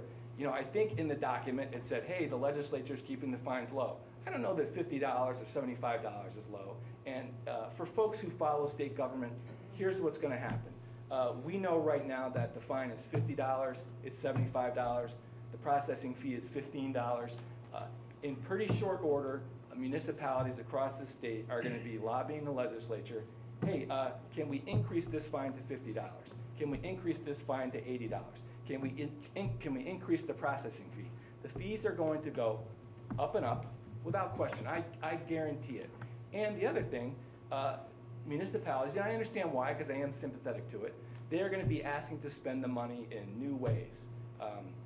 Now we're talking about road repair. I don't know that road repair was one of the original things. I saw your testimony where you asked, hey, can we use it for road repair? Maybe I'm misunderstanding it, but you know, that's step one. We're going to be using it for more and more things. And you know, the idea that after 18 months or whatever it is, hey, we can get rid of the cameras, we can move them. We're going to be married to these cameras because the money's going to be infused in our budget. If we're already talking about using this money for road repair, which, you know, frankly, if you guys had led with that maybe as your sales pitch, hey, we're going to install these and repair your roads, I think more people would be on board. So, again, I am concerned, and hopefully you'll take all this under consideration and make a decision that I'm sympathetic to what business owners have to say, but you know, for the rest of the folks in town who might not want these cameras all over the place, you know, please consider that. So, thank you. thank you. Off the top of my head, I can answer some of your questions. 5 incidents come to my top of the head. At the Rock Cut, it's in court right now. Speeding vehicle passed a box truck, grandfather, grandson killed. North Main Street, fatal accident. One of the passengers paralyzed. I believe it was last year, they just passed away as well. The corner of Main and Union, individual trying to cross the street, hit by a speeding truck, likely an oversized mirror. Severe facial injuries. Former crossing guard, the crosswalk at Mario's, hit and killed by a vehicle. And then maybe spring or summer, we had bicyclists hit in a rainstorm on North Main Street. Another one up here hit on Main Street in the construction zone when Eversource was doing the work. I hope we make $0, but we need to slow traffic down, and this is what it takes. It's what we're gonna need to do to slow traffic down. I appreciate that, and I am familiar with those. I've looked them up. I've seen people mention those. But I mean, listen, an individual riding a bike in a thunderstorm who gets hit by a vehicle, you know, I don't know exactly what Yeah, maybe transpired speed there. didn't play part Who of that. knows? That's correct. And you know, some of the, you know, the guy with the box truck. You know, that story got a lot of response. You know, a lot of news coverage. Of course, I'm familiar with it. You know, I don't know that that's something that requires us to put speed cameras. But it was a speeding all over issue, town. that's what, we want the Yeah, speed to slow yeah, down. but listen, that was a guy who was on drugs and everything else, had all types of problems. So, I mean, I think that those things should be handled in isolation. Not, you know, my opinion. I mean, I think part of it too, Brian, is people want to feel safe, right? When I park in front of any of the restaurants across the street in particular, and I have to cross the street, you know, you can't really judge how fast people are coming, and most of them are coming at a pretty, you know, high clip. And the reality is, we don't want to have 20 more deaths before we go, okay, we better do something, right? And finally, to your argument about the fines, do 30 miles an hour. You don't get a fine. Well, you can do 39. I think, You can do I 39. think a big part of this, I think a 39. big part of this is the signs themselves slow people down. Because you know, when you pull it, when Waze comes on and tells me that there's an officer ahead, what do? We slow down. The signs will slow people down. Again, to Todd's point, hope we don't ever make any money. But if we have the majority of our traffic doing 30 miles an hour in 6 months, I would consider that a massive win. Mr. Marino, you brought up an excellent point. So for those with fancy phones or fancy cars, these locations will also be identified on Google Maps, Apple Maps, Waze, and all of the navigation systems that you're currently using. So yet another thing, your GPS is going to tell you, if you're using it, that you're entering, you know, these particular areas. As far as the budget goes, budgets are near and dear to my heart. I enjoy budgets. I'm one of those individuals. One thing that I've learned early on in my career is you don't create any type of hole in your budget when it comes to operating. So if, you know, there's $300,000 that this camera potentially is going to raise, and it could be a high number, it could be a low number, I'm not going to fund any operating expenses out of it. One, you can't, right? Because the state statute says you can't. But if we go down to zero, I just created a huge hole in the next municipal budget because now I have to figure out, well, there's $300,000 that's no longer there. It's not a game that I like to play because budgets are something that I enjoy doing, and I try never to create any type of a fiscal cliff, fiscal hole with a one-time shot in the arm. You'll see in this current year's budget, we sold our electricity to a particular solar company. This was a good one in that we didn't have to buy solar. They're just using the energy that we use and to justify why they're going to build a solar farm somewhere else in the world, particularly in the country. We didn't fund an operating expense. We fund a capital item. And we don't buy that capital item until that $400,000 check hits our kitty. So you'll see one-time shots with you know, money, but I won't ever take money and put it in an operational side of things because it's a fiscal hole that I don't want to face. Paul, just two final points, and I suspect The macaroni's baked. Love it. I'm using it. Go ahead. Macaroni cooked, if you Oh, macaroni cooked, sorry. Two questions, and I don't know if you know the answer to them, but you talked about the appeal process to the Superior Court. Yeah. What is that process? Mr. Noble. If you contest your ticket at the local hearing here in the town, you get the chance to take it to the one of the district courts in Connecticut. I think there are 12 of them, and it goes through their judicial process from there. So in other words, you need to start a legal suit of some sort. I don't know how it works. Yeah, so I guess my point is, you know, for the folks at home, and I did pick up this at an earlier meeting, it does sound very easy breezy. Hey, you're not successful here. Hey, just go appeal at the court. It's not that simple. And on the appeal process, who is going to be the administrative person who is handling the appeals here? I think at a previous meeting, you said that, hey, if we start getting tons and tons of tickets in, maybe we'll have to hire someone. But at the outset, who's gonna be that administrative officer? And if you were to hire someone, tell me about the audit process in terms of reviewing the town, analyzing, and perhaps making the data public of who got their tickets waived. I don't think we'll ever make it public of who got their tickets waived or who got a ticket. We're not gonna put that out there. As far as that process goes, again, no, macaroni cooked, baked, screwed it up again. Cooked. To go further into that it's not, we met again on Tuesday. These are all things that we need to figure out. This isn't we have a process to follow, right? And there's just limited amount of resources. Until we get further along in the process, I'm not gonna set up all of this until, first, we even know we have an ordinance. I mean, we still have to go through that. Once this thing becomes more and more clear, and we're heading down that path, and the macaroni does become cooked, baked? Fully baked. Fully baked, then I'm using it, I'm screwing it up, but, You guys have taken all the life out of my all right, administration. so. I get it, I think. You got it. You're welcome, thank you. Can I just throw out there, this isn't just a yes or no system, right? We're not here just for like pass or fail. We're here to get the feedback so that we can take it into account in the ordinance in the next meeting and in the implementation, right? That's Correct. what we're here for. That So is it's not correct. just yes or no. We need all this feedback so that, you know, there's so much inner workings and so many ways this could work, and that's another reason we're here. I'm glad you brought that up, Selectman Bishop. So when Andrew and I, Mr. Noble and I spoke, we have to include all of this into our documentation to the DOT.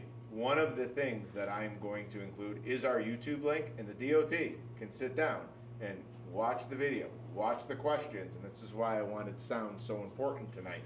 Because we all know this is available on our YouTube channel, but in our documentation to the DOT about this public hearing, they're gonna have access to this meeting. Maybe not the individual that stuck up one finger at me, but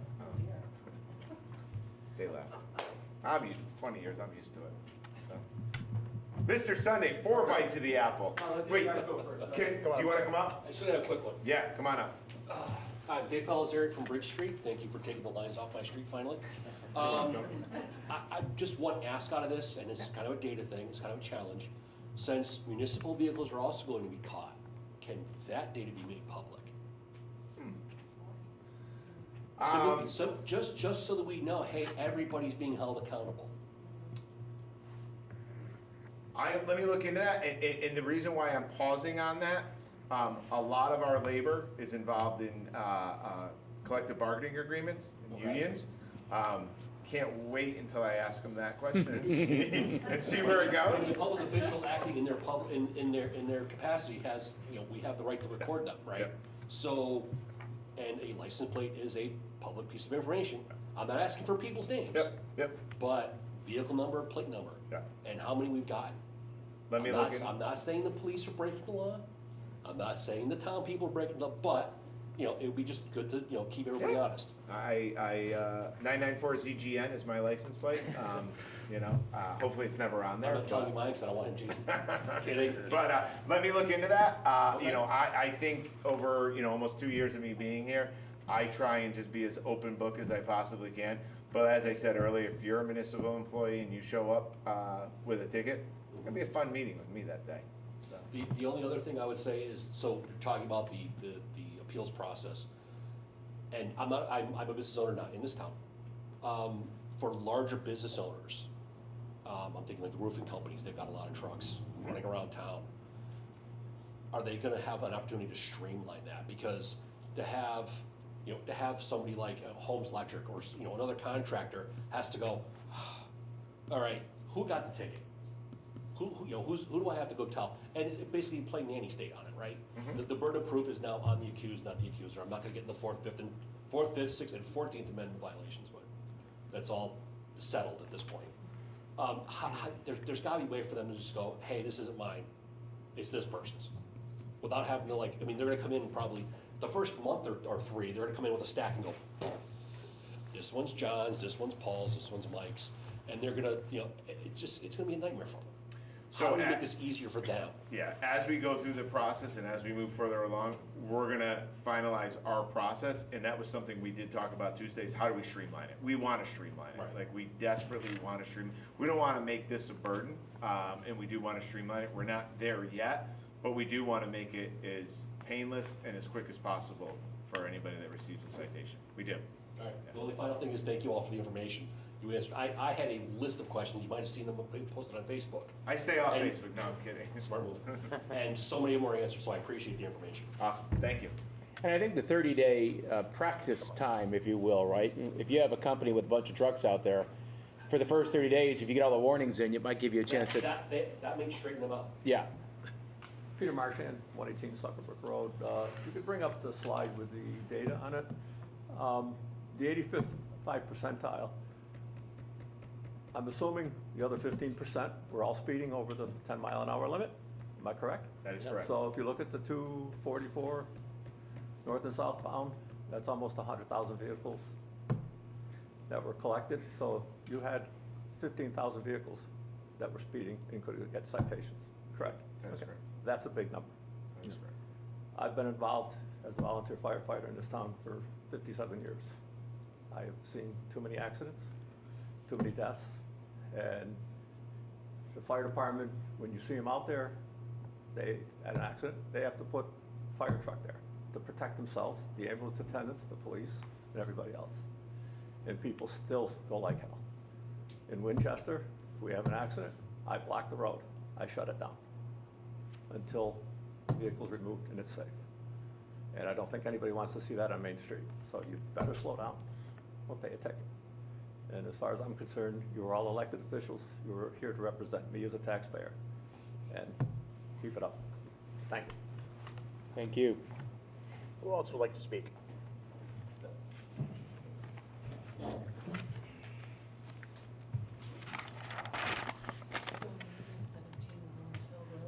I just have a quick question for you. What is the fail rate of these cameras and the speed monitors?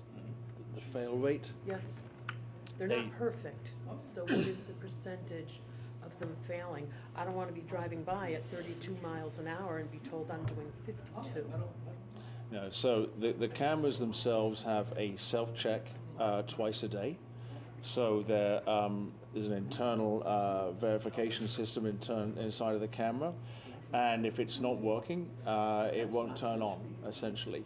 The camera also has an internal memory knowing the calibration date when it was last calibrated. If it is not removed and re-verified for calibration within the year, it actually won't take photographs. So there's a circuit breaker system in there from a software standpoint, but they just don't fail.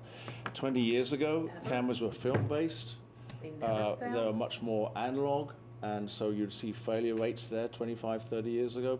But it's a lot like any digital product. It's kind of binary. It works or it doesn't.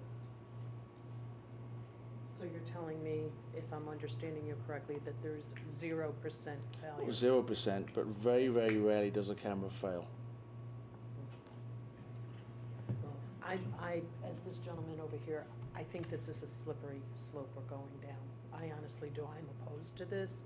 I understand the need for it as far as you want to stop people from speeding. I too have a son that was hit by a car with severe injuries, so I get that. But I think you're going down a real slippery slope. You know, I think you're saying the first 3 cameras. How many more do you intend to put up for how many more years? You may curb the behavior for a period of time, but I don't know that it's going to stop the behaviors. I think if for some reason, you know, the DOT or whoever it is says, yeah, no, you can't have them after 3 years, okay, well, it's gonna go back because all you've done is curbed it because you had that stick waiting to bang on the head, and then, oh, I don't wanna get banged on the head, so I'm gonna slow down. Oh, the stick's away, let me speed up. You're just going for a real slippery slope here. I think if you put them in, you're not going to take them out. And I think if you put them in, you're going to add more. And it's going to end up, eventually, the information is going to I think, being pushed over to insurance companies and whoever else. Coupled with, if I'm not driving the car, if I lend my car out to somebody, now I'm gonna get fined for what they do? Cause you don't even have my picture to evidence that I was the one driving it? I don't think that's right. I shouldn't be punished for what somebody else did. I just think you're going down a slippery slope. Take your macaroni out of the pot. Mr. Noble, when you do the recalibrations, Second? when you do recalibrate the cameras, do you find they're off at that moment? No, I spoke at the beginning of the presentation about international standards, and so the drift rate, as it's called within the radar, which does the multi-vehicle tracking at any one time, is typically measured at about 0.1 of a mile of an hour over a 10-year period.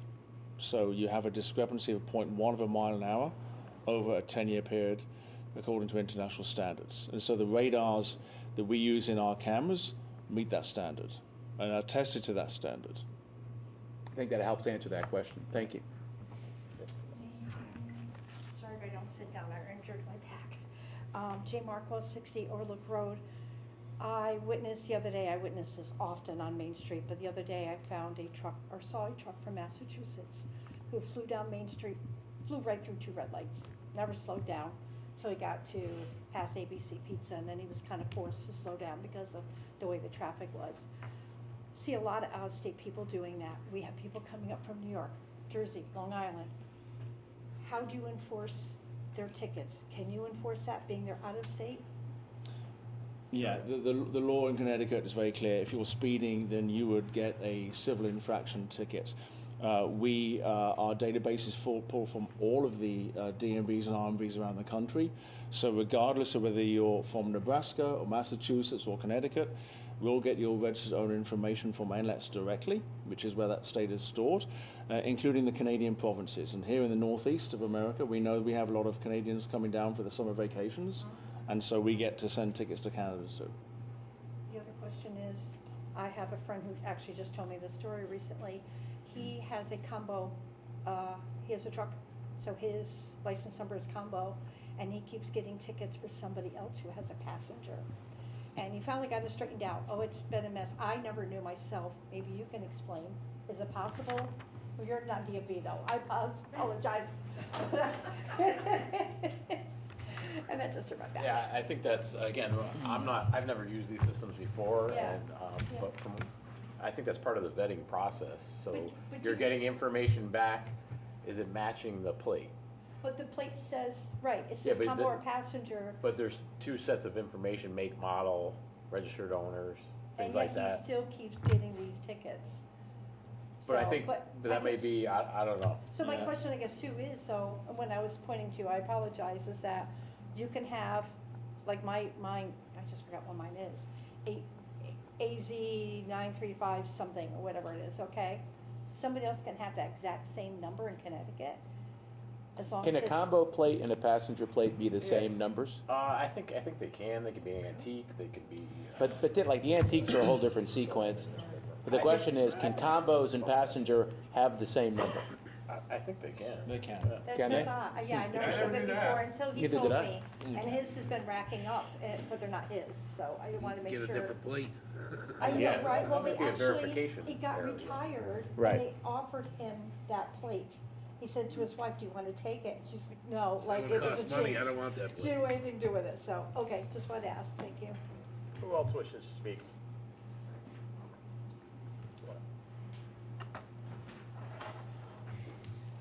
This is one of the recent interchanges, I guess. I'll tell you the secret why I really am against this. First, I'm sorry you were offended earlier by someone else. That's okay. Can I just say I'm also a proud American citizen? I know. I know, You I kinda know made my that accent clear, belies so- me from another place, but like many people in this room, my family came from another place, but I'm a proud American citizen. Mine came from England too, so. There you go. And SiteStream is an American company, but I'm not gonna keep going there. But it was a discussion on machine, can the machine fail the failure rate?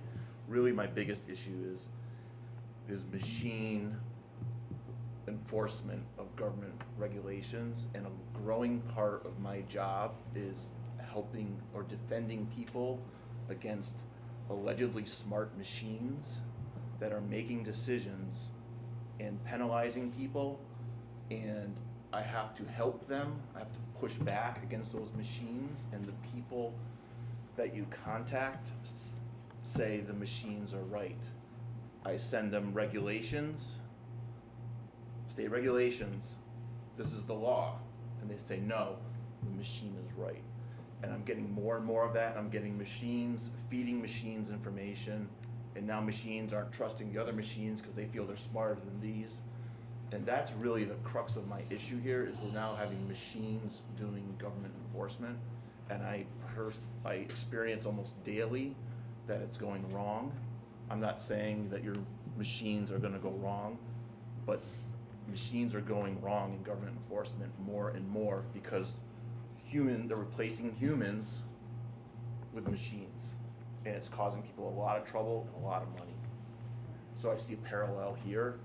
I've already told you, I really wish this was not tied to state statute, because the state's gonna, if we don't say you're doing a money grab, the state's gonna do a money grab.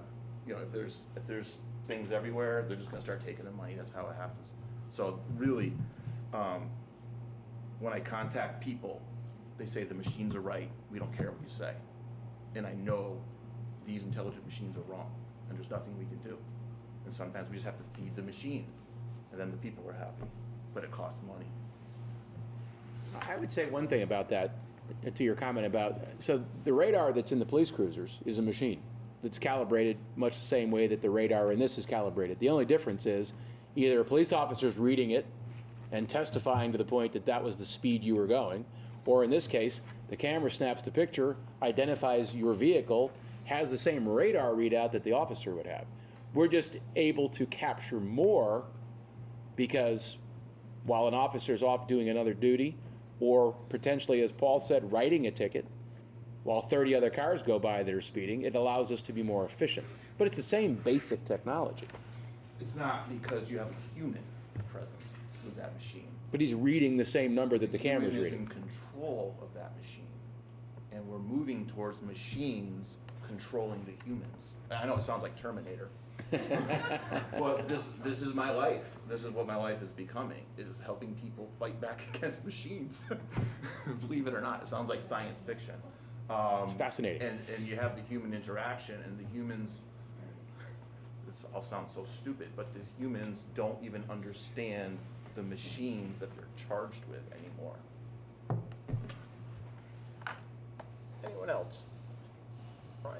I just have one more small question because I thought that was the last, that's all right. Because I'd rather everybody I might never leave. get in front of the gentleman from Sightstream again. I'm not an expert on collection agencies, but And neither am I. I don't know. You use them, hopefully. Probably no more than me. But if someone doesn't pay their ticket, you guys make money by sending people to collections, some type of collection initiative, correct? So then why would I ever pay my ticket? I think it's a personal choice for people paying a parking ticket. It's a personal choice for people paying a speeding ticket or a red light running ticket. I think for a lot of people who are speeding or running a red light and it's an innocent mistake, there's a sense of obligation and duty to pay the ticket. For those that inherently just like speeding and feeling they can get away with it, who knows?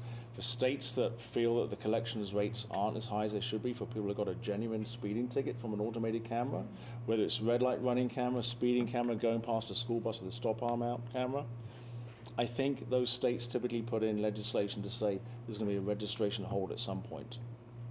So we don't have to pay these tickets? You're sending people to collections. That's how you get them. So that's my question. Your company gets paid by sending people to collections if they don't pay. We get compensated against the capital investment we made if someone pays their ticket. I don't get compensated by sending someone's name to a collections agency because they didn't pay their ticket. So we don't have to pay the tickets. I didn't say that. Hope you paid the ticket. No, but we don't have to. But we don't have to pay the tickets. It's optional. I'm bringing up the collections thing because I think you mentioned it at a meeting previously. I could be wrong about that. But so the tickets are optional. Why would you think a citation is optional? There's no teeth. Why Going do to we? collections? What? You're going to collections? So we are going to, so he is sending them to who's sending me to collections if I don't pay my ticket? SiteStream's sending you to collections. Okay, so SiteStream is sending us to collections. That's my question. We're physically sending the data to the collections company, but we're not doing the collections themselves and sending those letters Right. on. I'm not paying your bill, so you're sending me to a collection agency, right? Correct. Yeah. Okay. And the collection agencies that you use, are they simply just making aggressive phone calls to collect the money? Or are they actually reporting to credit agencies as well? They can't report to credit agencies, I can tell you that. They can or can't? They cannot. Okay. They cannot. And collections law in this country is very strict, so it changes from state to state, where you're living, where you got the ticket. So we pass it to the collections agencies, and they deal with it in accordance with the state law of where you live and where you got the ticket. Okay. So do we know if collection agencies in Connecticut report to credit rating They can't. agencies? They They can't. can't. They All right. cannot, yeah. Okay. So really, if you don't pay your ticket, it's just the harassing phone calls is your only. Okay. It's like a parking ticket. Okay. Well, it's not like a park. You don't go to collections for a parking ticket, right? So, all right. Thank you. You can. Yes. Most people just pay them, though. Thank you. Can you maybe just repeat my questions?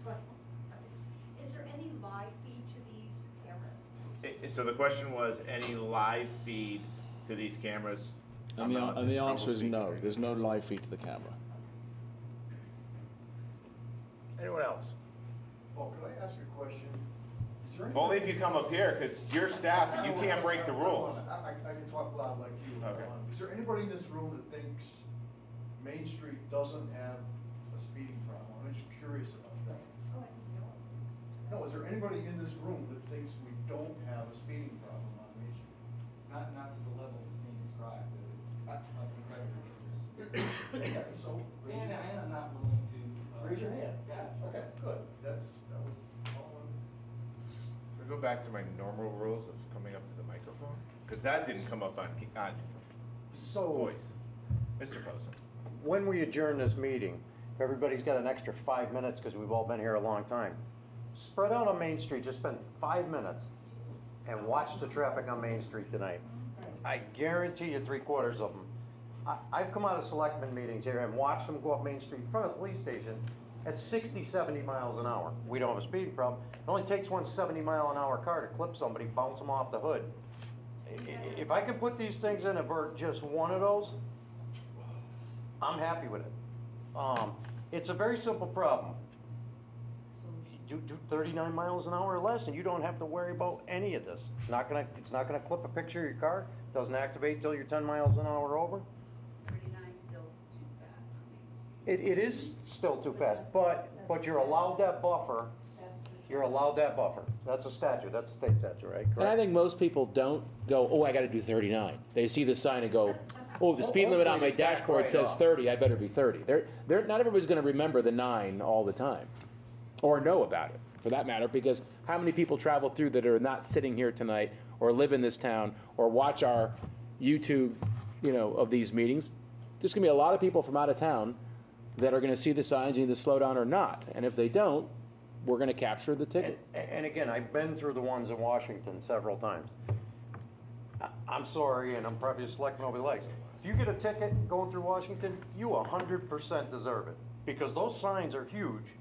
And there's 2 of them before you get to the camera, and they absolutely tell you, you're about to get a ticket if you don't slow down. It's clear as day, so, in my opinion, I 100% support these things.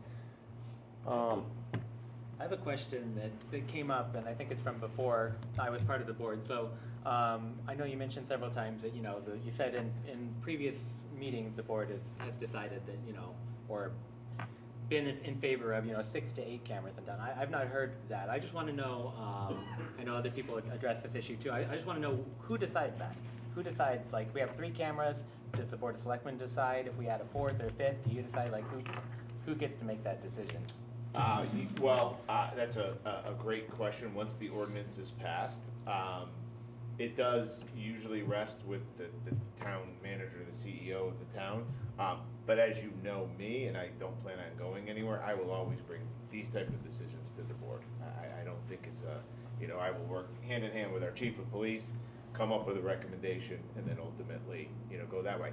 But to further that, the board of selectmen could state a policy that any future cameras need a public hearing and a majority vote on the Board of Selectmen. The Board of Selectmen is a policy-setting board. In fact, we could talk about speed camera policy at a future Board of Selectmen meeting, but to put safeguards in, those are just some recommendations from my office. Seems like I just got more work to do. Anyone else?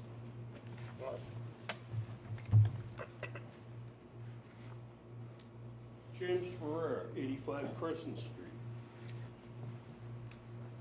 I retired about a year ago, and I've had some time, and each day I have to take a walk, good for my cardiovascular, my joints, and I travel up and down Main Street. Occasionally I go across on the walking path, different areas. And the traffic here absolutely flies. I took a walk yesterday evening, and there was a diesel truck. I watched it go around the apex past Union Street by the Y, and it had to be doing at least 70 miles an hour with his foot to the floor, not backing off one iota. So I'm getting here a little late. I don't know where you plan on putting these cameras. Hopefully, you're putting one right on Main Street, specifically in front of the Y where that drops down on that corner. There's elderly people that cross there. There's families with children going to the Y. And at this point, I happened to watch a little earlier, and you mentioned that you rode along with the police officers and that they're stretched thin and that they can't focus to do the speed work here on Main Street, and they're getting pulled off a lot of the time. So has anybody talked about bringing in, this is a state highway. I traveled back and forth to Torrington the other day. There's a state trooper on the median. When I went down there, I was in Torrington for about an hour and 20 minutes. I came back, she's in the same spot on the median. Has anybody talked with state police, coordinated with them to possibly fill in here on Main Street if we cannot put our efforts into Main Street? Excellent question. As you can see, this is the proposed location on Main Street. The particular area that you're discussing in front of the Y, we did sit with Mr. Noble, the chief. Because of the angle, the camera wouldn't function properly in terms of getting the traffic, because you couldn't, what are the exact words? The angle of the camera wouldn't be able to register the plate because of that bend right in that road there. We wanted a clear view. Yeah. So this is the first clear view where there is high rate of speed, and this is why we're selecting that in particular. You can see, I'll mention a business name, Kent Pizza area. That's the clear view where we can get it, where we're hoping to slow people down before they get up to where I know where the speed is. And so that's where the location is being proposed on Main Street. As far as your state police comment goes, yes, I have talked. So currently, right now, the state police are on a shortage of officers. Chief, is it 23% down? I had a number. It was in the 20s. And we're down. Well, and we're down too. We're down, and we have positions that are excuse me, unfilled. But currently, right now, the state police can't even handle the workflow that they have because they have such a shortage in their manpower as well. But there have been conversations with the state police. There are communities close by us that are looking to bring on more resident state troopers, and they can't even, the state police can't even fill those spots because they don't have the officers. Okay, so I'm looking at this view of the camera where they can get a straight shot at the plate going this way. Now, what about the opposite direction on the other side of the corner, in front of like where the news building is, facing going this way with the traffic going that way? Because the truck that I saw doing at least 70 miles an hour yesterday with his foot to the floor was right past the intersection over here where the IGA used to be, hauling back that way. And it seems like you could get a pretty clear view of a plate going that way. Mr. Noble, you want to speak on that? You know, obviously, we can't set up camera after camera. Well, you have one going this way, one going that way. We're going to have them going both ways, just so, and that's an excellent point. I probably should have hit that one a little bit harder. When we're suggesting this location, it is going to be both directions. We're going to get the traffic going both ways. It's not just a one or done. We're getting it in both directions. North and south. North and south, or some say east and west too, depending on how you look at a compass. But we're going to get them coming and going from town, basically. So we are going to capture it both ways. Will the cameras perfectly be lined up across the street from each other? Probably not, but we are going to capture traffic going both ways. So in between town hall and going back toward that corner, is there going to be any enforcement with the cameras going back that way? Yes, we're going to get you're going to get leaving town and coming into town. You're going to get it both directions. I think he's referring from here up to the camera. Oh, right, from here to the YMCA corner. got it. No, not with these locations. No, not with these locations. You're going to have, you know, I'll tell you what, the sign, I mean, I'm not the best at exactly 1,000 feet, but the sign's going to be close to that location, letting people know to slow down. Signs don't stop people. And I heard with your own statement that you said here in town hall, you hear them going by. I do. Flying past. Yeah. So if this is a section where the speed is from here by the church going down beyond Ken Pizza and on that corner, we really should have a camera right out here. We could do another analysis We there. can do another analysis. Yeah. Yeah. Yeah. We can definitely. I mean, we can look at it. I think some of the reasoning behind it is we all know that there's the traffic light there. So we are getting, it's hard to believe because I sit up in that office every single day. It's hard to believe we are getting slower speeds here, even though I'll tell you right now, I hear people barreling by. I've been up that end of the road and my personal opinion, the speed's actually higher up there because they've cleared the light's not turning yellow. It's up there where it's the severe speed up there. But I'm not gonna sit here and say I don't hear, it amazes me because there's a police department at the bottom of my feet and they're still flying by. Like me, I'm one of the, you see a police car, a police station, I'm like, whoa, I'm coming off the gas. But we can do another speed analysis there, for sure. I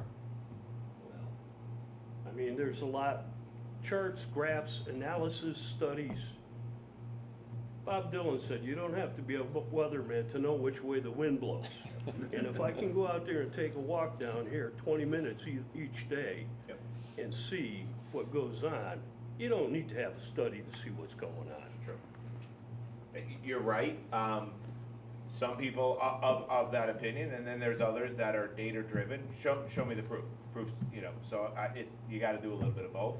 But there's a reason I raised my hand. There's a reason I put a lot of time and effort into it because I hear the speeding that's going on right outside my office window every single day. And you know, my board will tell you that I jumped right on it immediately because I know we have a speeding problem in this town. Where we were going to end up with it, I didn't know. But you know, they tasked me, and I know we have a speeding problem, and this is where we're at, you know, today. But we're going to continue to, you know, try and slow down traffic as much as we can, especially in these areas, because there are a ton of people walking. If we want that walkable Main Street, that revived Main Street, people need to feel safe. In order to frequent our businesses, to shop our small businesses, they need to feel safe, and I think this potentially, you know, could be something that even helps our small businesses as well. I know there's an argument on the other side of the corridor that we'll just avoid Main Street all in all, okay? I mean, everybody has their own opinion on that, but at the end of the day, we do need to slow traffic down to have a more walkable, friendlier Main Street that helps our small businesses. You know, and you walk it just for health reasons, and you need to feel safe. Okay, so as far as studies and such things, and you mentioned the striping earlier for the lane turning up toward the lake coming this way out of The lane Norfolk. diving, yep. Same thing could have been accomplished with a sign up above that said right turn only. And I mean, as far as to have to take and put a study for it and everything else, as far as the study going over here, up across Bridge Street and the markings and everything else, and going through and having it shot peened and covered back over. Once again, we're going through some things that can be very simple that a lot of money has been put into, and then all of a sudden looked at and said, well, this just doesn't make sense. But I spoke my piece, and as I said, from what I see, you can go from where Kent Pizza is, down below the bridge, up here to this corner. Now, unless there's some enforcement through here, people are gonna continue to do it. And I agree, there should be one on this side, there should be one over on this side. It should seriously be considered. All right, well, thank you for your time. Thank you. Thank you. Thanks for coming out. So where did the number 3 come from? Was it, as opposed to his point, well, why not 4 when we put one down on this side? Where did the 3 come from? I think it came from a prior Board of Selectmen meeting. I don't recall us setting a number. We never set a number. I'm just going back, maybe we didn't set a number. To his point, if we should do the analysis, and if 4 is the number to protect, and again, Main Street and the other locations we've talked about, then let's look at this side. I think you Well, I got think it wasn't confirmation just from Main Street. Mr. Noble, who said, we'll do a speed analysis, let's figure it out, and if there's a fourth, there's a fourth. Because to his point, crossing the street to come to Town Hall, to the post office, to any of the businesses down on this side, we should be looking at that as well. Well, it makes sense because there's a bend in the road too. Right. Main Street's not a straight shot. So if we're putting one up here, you're only gonna get this half to the bend, and then from the bend down to Dairy Queen, you're getting nothing. Well, that's So- where we can have our officers pull cars over in that stretch. Yeah. But I don't know that we. Can I ask another question on this? So if this generates revenue, we can use this for pedestrian safety, this and that, correct? Say we Yes. try these two, we start to generate a little revenue. Can you bring an officer in on overtime and strictly put him on traffic duty? Can you put a guy over here 4 hours on a Thursday, 4 hours on a Friday? We use this revenue? Because honestly, I like that idea, because as Mr. Sunday said, these don't have teeth. Well, let me tell you, you're doing 70 miles an hour on your radar, that's a different fine, is it not?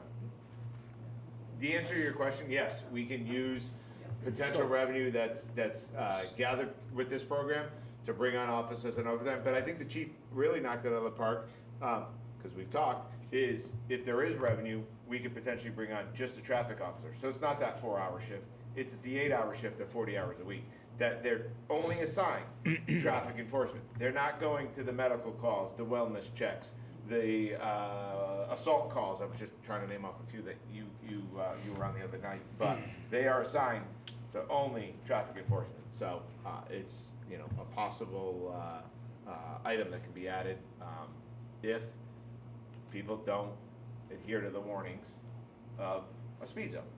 Because I'm hearing from pretty much everybody, the ones for it, the ones opposed to it, that bottom line, we have a problem on Main Street with traffic. So we have to start somewhere. This is a good start. This is a good start. Let's start here. If you guys want more teeth, we can fund an officer. I say keep them out there 24/7. And if you want teeth, well, now when you're doing 32 in a 30-mile-an-hour zone, we'll give you teeth. Yes.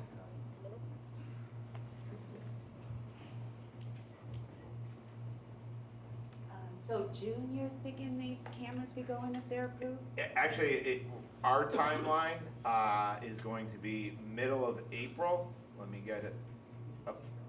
Okay. So if approved, the installations will begin somewhere around middle to end of April, with the activation period of the 30-day warning period is anywhere from the April to May timeframe. Again, all subject to change. You never know dates, but let's just say citations would, I'm gonna throw a date out there, May 15th, May 20th is when the citations. Warnings before that, but roughly around that date. So, if this is so serious, let's do something now. Some kind of, at least to get started ahead of this. All right, because we're not gonna wait till then. Why should we wait? We've been waiting long enough for this traffic to slow down. I remember talking to a town official a few years ago. I'm like, it's only a mile, slow down for a mile. Some public, it could be something, you got that electronic board on a town green, slow down for a mile and smile, something, anything. You have nothing. So let's take this serious now. Fine if you want to approve it, we all, you know, that could start to slow traffic down now. And maybe save some lives. Why, you know, it's so serious, let's start now. We should have started a long time ago to do something more. Thank you. Thank you.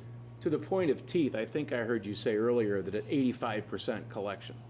Is that correct? Typically, you get about 75 to 85% collections in the first, second notice, yeah. And does it Across the go up as time goes on? Yeah, yeah. Once collections efforts start or third notices go out, or people find a citation they've forgotten about, they might pay it, and it goes up after that. So you typically can get programs in their high 90s. So it has teeth, yeah. To the point. Most people have a good conscience. They don't like to speed. They got a speeding ticket. They recognize it's less than if they're being caught by an officer. It's not going on their license or their insurance, and so they typically pay the ticket. Anyone else wish to speak? Would it be right of me not to? Deb Jablonski, Wallens Hill Road. I've been here over 30 years, and I have a neighbor, and I want to thank you for bringing the ugly truth to the public, and it's sad to have to say those statistics. Yours were very recent, of the accidents and the deaths in this town on Main Street. When I moved here, my neighbor was a widow, and her husband, now this, we're talking 50, 60 years ago, this happened to him. He merely was crossing the road here.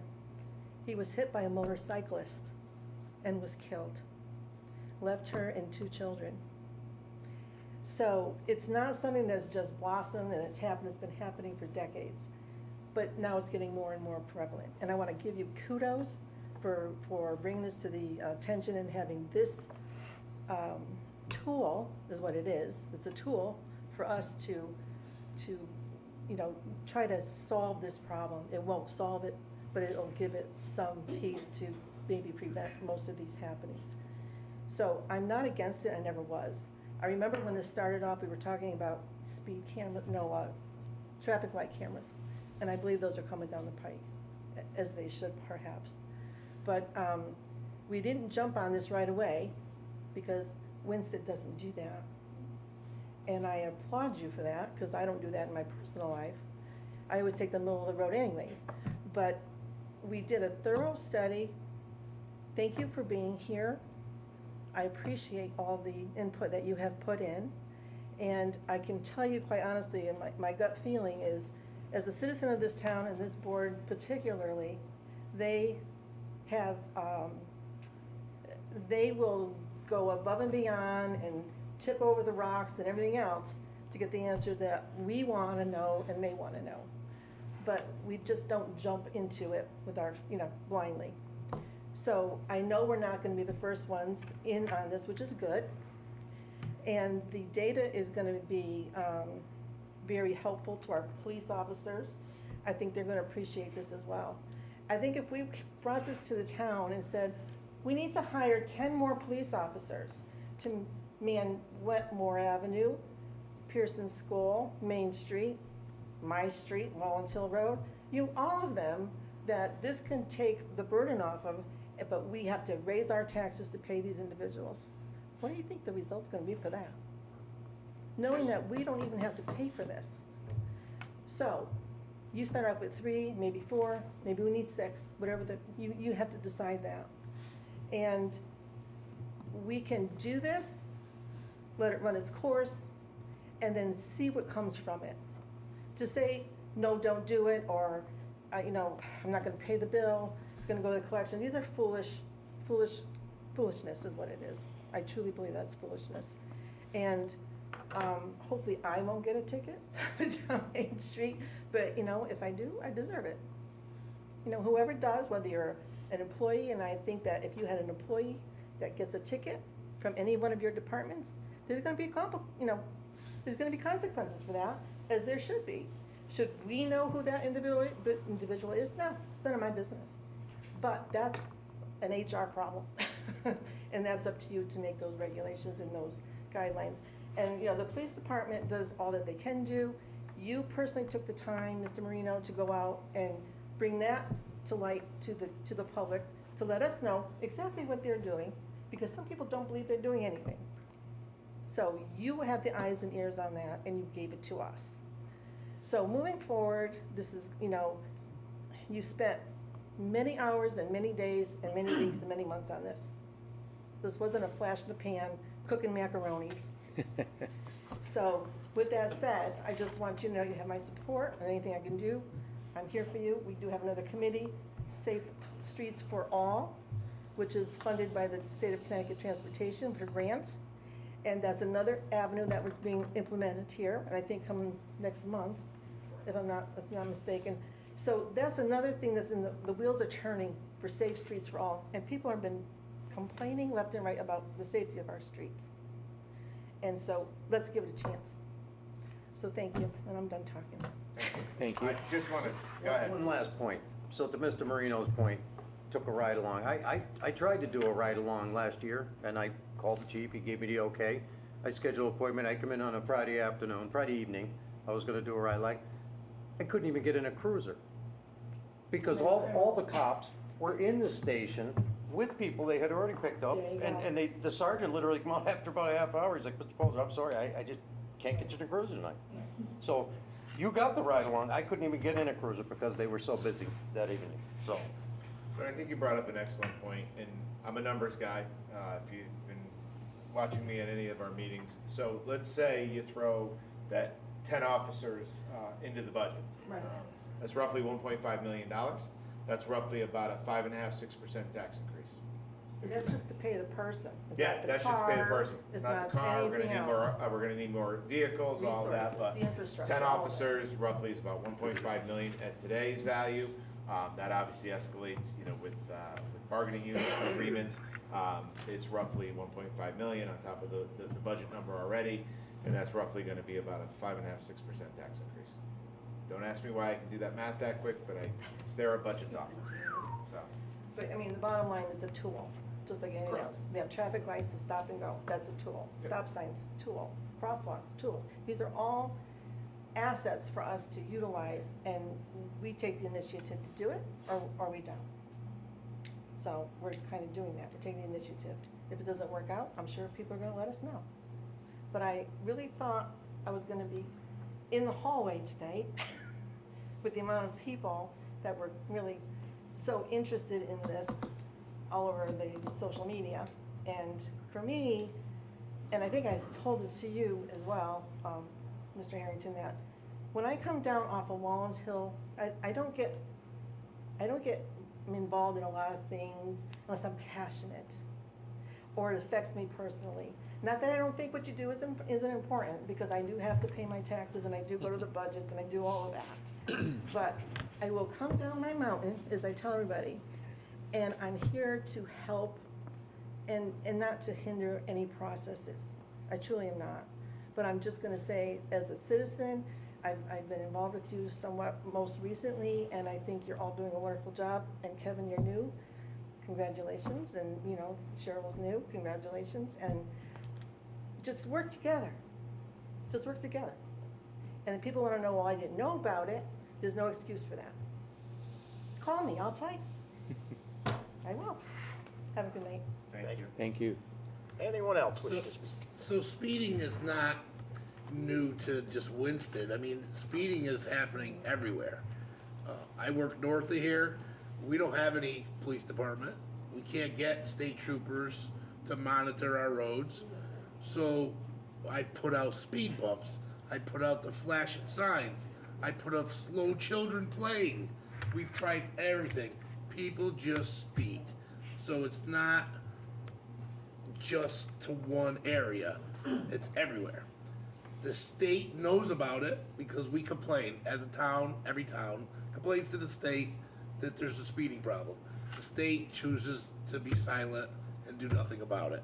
So it's up to us as each town to take matters in our own hands and solve the problem. Well, I got something different. Happy holidays, everybody. Happy New Year. It's my last public appearance for for this year, I think.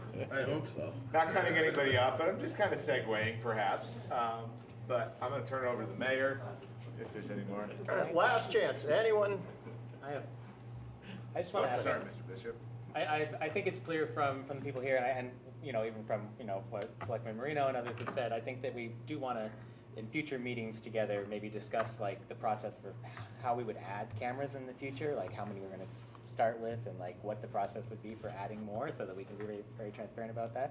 So I just ask that maybe in the future we can discuss that as a board of like what that process would be like. So, because I do kind of share the concern of like, oh, well, suddenly there could be, you know, 15 places around town like that. You know, we want to have a process for that. So that's my 2 cents. See, told you, I just gave myself more work. I said that earlier. I have no problem. We'll get that on a future Board of Selectmen meeting. I completely agree. A policy around additional cameras. Again, because we're still in the process, we don't even have an ordinance yet. I haven't thrown, you know, a ton at it yet, but we can surely get that up in a January, February meeting. So, not a problem. All right, this public hearing is adjourned. Happy holidays, everybody. Happy holidays. Happy New Year. Thanks for coming. Oh, Mike's. That's good.